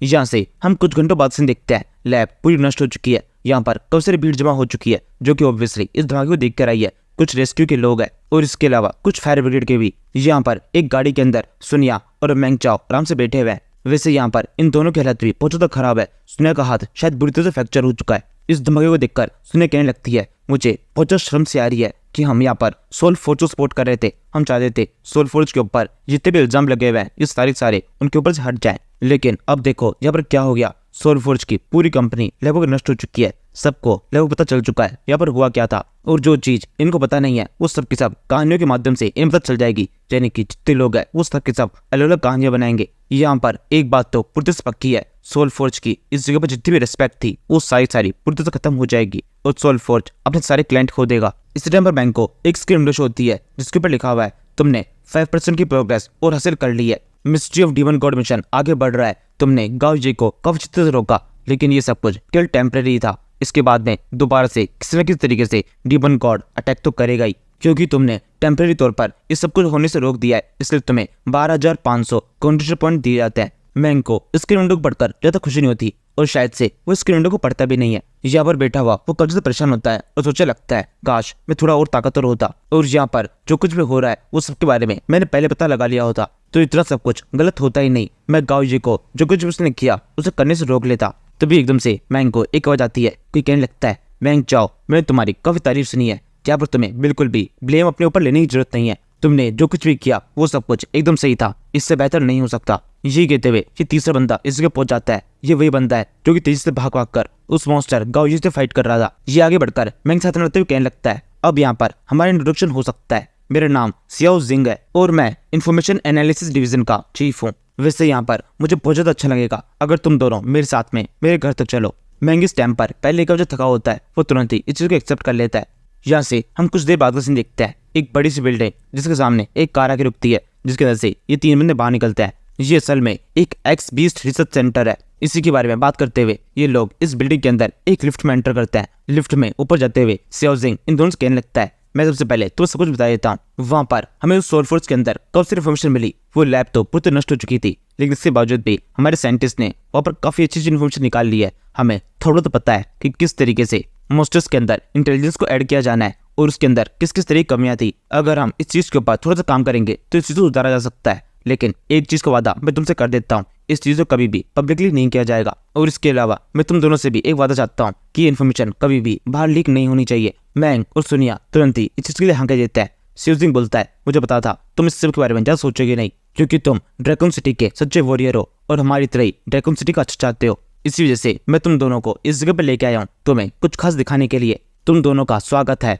एक्स बीस्ट ट्रेनिंग कैंप के अंदर। ये कहते हुए बंदा एक बड़ी सी मशीन के पास जाकर एक बटन को दबाता है, जिसके बाद में उस जगह पर एक गेट ओपन होता है और इसके साथ में ये चीज पता चलती है, हर एक साइंस लैब की तरह ये लैब भी इस बिल्डिंग के ऊपर नहीं बल्कि अंडरग्राउंड बनाई गई है। मतलब ये लोग जमीन से काफी ज्यादा नीचे है और यहाँ पर इन्होंने एक म्यूजियम या फिर चिड़ियाघर टाइप का कुछ बना रखा है, जिसके अंदर कांच की वॉल लगी हुई है और जिसकी दूसरी साइड में काफी सारे मॉन्स्टर्स है। इन सभी मॉन्स्टर्स को यहाँ पर रहने के लिए पूरे नेचुरल एनवायरनमेंट दिया गया है। और इसके अलावा सबसे खास बात यह है, ये सारे मॉन्स्टर्स बात कर सकते हैं। जब मैंग और सुनिया इन मॉन्स्टर्स बगल से गुजर रहे होते हैं तभी दोनों काफी चौंक जाता है। इन मॉन्स्टर्स की आवाजें साफ साफ सुनाई दे रही होती है। कुछ सेकंड तक चलने के बाद में मैंग को समझ में आता है ये सारे मॉन्स्टर्स बात नहीं कर रहे हैं बल्कि एक ही लाइन को लगातार रिपीट करते जा रहे हैं। इसके कुछ सेकंड बाद में मैंग को ये चीज समझ में आती है कि सारे मॉन्स्टर्स असल में एक कविताकार है। वो इस बारे में सियाओ जिंग से बात करता है। सियाओ जिंग कहता है, हाँ हमने शुरुआत थोड़ी स्लो रखी है। इन सारे मॉन्स्टर्स को हम एक तोते की तरह अच्छी तरह से ट्रेन कर रहे हैं और इनमें से हर एक मॉन्स्टर के लिए अलग अलग तरह की खूबियों को इजाद किया गया है और हमने हर एक मॉन्स्टर के लिए अलग से ट्रेनिंग रखी है। इसके बाद में सबसे आगे की तरफ एक ऑक्टोपस दिखाई देता है जो कि यहाँ पर सुडोकू गेम को खेल रहा होता है। वैसे मैक्सिमम लोगों को पता होगा सुडोकू क्या है, जिन्हें नहीं पता उन्हें बता देता है। सुडोकू असल में एक ब्रेन गेम है जिसे ठीक तरह से कंप्लीट करने के लिए अच्छी तरीके से ब्रेन की कसरत करनी पड़ती है। अगर कोई मॉन्स्टर इस गेम को खेल रहा है जिन्हें इसका मतलब उसका इंटेलिजेंस थोड़ा बहुत अच्छा हो चुका है। सियाओ ज़ैंग उस ऑक्टोपस को देखते हुए मैंग से कहने लगता है, हमें हाल ही में कुछ ऐसे मॉन्स्टर ही मिले हैं जिनकी इंटेलिजेंस काफी ज्यादा अच्छी है। उनकी इंटेलिजेंस को हम इस तरह की गेम्स की मदद से टेस्ट करने की कोशिश करते हैं। इनमें से ये ऑक्टोपस सबसे ज्यादा खास है, इसकी इंटेलिजेंस काफी ज्यादा अच्छी है। मैंग कहता है, तुमने यहाँ पर इन सारे मॉन्स्टर्स के लिए इनकी खुद की एक सिविलाइजेशन बना रखी है और इन सभी के पास में इनका नेचुरल एनवायरनमेंट भी है। सियाओ बोलता है, केवल इतना ही नहीं, अभी तो और भी काफी कुछ है, लेकिन उस सब के बारे में हम बाद में बात करेंगे। यहाँ पर मेरा ऑफिस है, हम कुछ देर यहाँ बैठकर किसी और चीज की बात कर लेते हैं। मुझे लगता है अब तो तुम दोनों ने जितना भी देखा होगा उससे ही तुम्हारे माइंड के अंदर कभी से सवाल जन्म ले चुके होंगे। ये कहते सियाओ इस गेट के ऊपर बायोमेट्रिक स्कैन का यूज करके यहाँ से इस ऑफिस के तो एंटर कर जाता है। मैंग और सुनिया भी पीछे पीछे अंदर जाता है। इसके बाद में इस जगह पर कुछ खतरनाक बातें शुरू होती है। सियाओ ज़ैंग मैंग से कहता है, मैंग जैसे कि मैंने तुमसे पहले भी कहा था, मैं तुम्हारा बहुत बड़ा फैन हूँ, मैंने तुम्हारी काफी तारीफें सुनी है। उस सोलफोर्ज के अंदर भी तुमने काफी कुछ अच्छा किया, उसी की वजह से हमें सोलफोर्ज इतना सब कुछ कर रहा है, इसके बारे में पता चला। इसी वजह से हम तुम्हें एक रिवॉर्ड देना चाहते हैं। बताओ तुम्हें क्या चाहिए? तुम्हें रिवॉर्ड के अंदर जो कुछ भी चाहिए होगा हम वो सब कुछ तुम्हें देने की कोशिश करेंगे। मैंग को सियाओ ज़ैंग का ये सब कुछ कहना एक अच्छी अपॉर्चुनिटी के समान लगता है। वो सोचने लगता है, मेरे पास में कल्टिवेशन के कौन से रिसोर्सेस है, उसकी तो मुझे कोई भी दिक्कत नहीं है और न ही मेरे पास में फिलहाल पैसे की कोई कमी है, क्योंकि उसका इंतजाम भी मैं बड़े आसानी से कर सकता हूँ। फिलहाल मुझे केवल एक चीज चाहिए, जो कि पावर। मेरे खुद के ताकतवर होने से मेरी खुद की पावर बढ़ेगी, लेकिन मुझे साथ में कुछ ऐसे लोग भी चाहिए जो कि अपने आप में पावरफुल हो और जिन्हें मैं अपने सबसे ऑर्डर दे सकूं, क्योंकि मैं अकेले ड्रैगन सिटी की फ्यूचर को सुधार नहीं सकता हूं, क्योंकि ये गलती मैं अपनी पिछली लाइफ में करके देख चुका हूं। उस टाइम पर मैं हमेशा अकेले फाइट करता था और सही मॉन्स्टर्स को अकेले रोकने की कोशिश करता था, जिसका नतीजा केवल एक निकला, हमारा वर्ल्ड पूरा डिस्ट्रॉय हो गया। ये गलती मैं इस बार नहीं करूंगा। और इसके अलावा अगर इस वर्ल्ड के अंदर मेरे पास में थोड़ी पावर होगी और मेरी बातों को हाई वैल्यू दी जाएगी तो ड्रैगन सिटी के अंदर मैं अपने हिसाब से ऑर्डर्स को चालू कर सकता हूँ। मेरे हिसाब से यहाँ पर नियम बनाए जाएंगे जिसके बाद में ह्यूमैनिटी कब ज्यादा इवॉल्व कर सकती है। अगर मैंने ऐसा करने में कामयाबी पा ली तो उसके बाद में सोलफोर्ज जैसी कोई भी कंपनी कभी भी आगे नहीं आ पाएगी, क्योंकि हम इनकी हर एक एक्टिविटी के ऊपर अच्छी तरह से नजर रखेंगे। और इसके अलावा सुपरनोवा गिल्ड तो मेरे पास में है ही, और साथ में मेरे फादर की कंपनी जिसका नाम सुपर स्टार है वो भी काफी अच्छे तरीके से मेरे सपोर्ट में है। अगर मैं यहाँ पर इन दोनों की पावर्स को बढ़ाता हूँ तो इंडिपेंडेंटली मेरी पावर भी बढ़ेगी। यहाँ पर मैं इन दोनों गिल्ड का हेड नहीं हूँ, इसलिए किसी को भी पता नहीं चलेगा कि असल में मैं ही इन दोनों गिल्ड को कंट्रोल कर रहा हूँ। इस तरीके से मैं पर्दे के पीछे रहते हुए ड्रैगन सिटी के अंदर अपना इन्फ्लुएंस बना सकता हूँ। ये सब कुछ सोचने में मैंग को काफी लंबा टाइम लग जाता है, जिसके बाद में सियाओ ज़ैंग बोलता है, मैंग तुम क्या कर रहे हो? तुम काफी देर से लगातार केवल मुझे देखते ही जा रहे हो, क्या तुमने सोचा कि तुम्हें क्या रिवॉर्ड चाहिए? इसी के साथ में मैंग के चेहरे के ऊपर एक अलग से एक्सप्रेशन दिखाई देता है। वो कहने लगता है, हाँ मैंने सोच लिया है,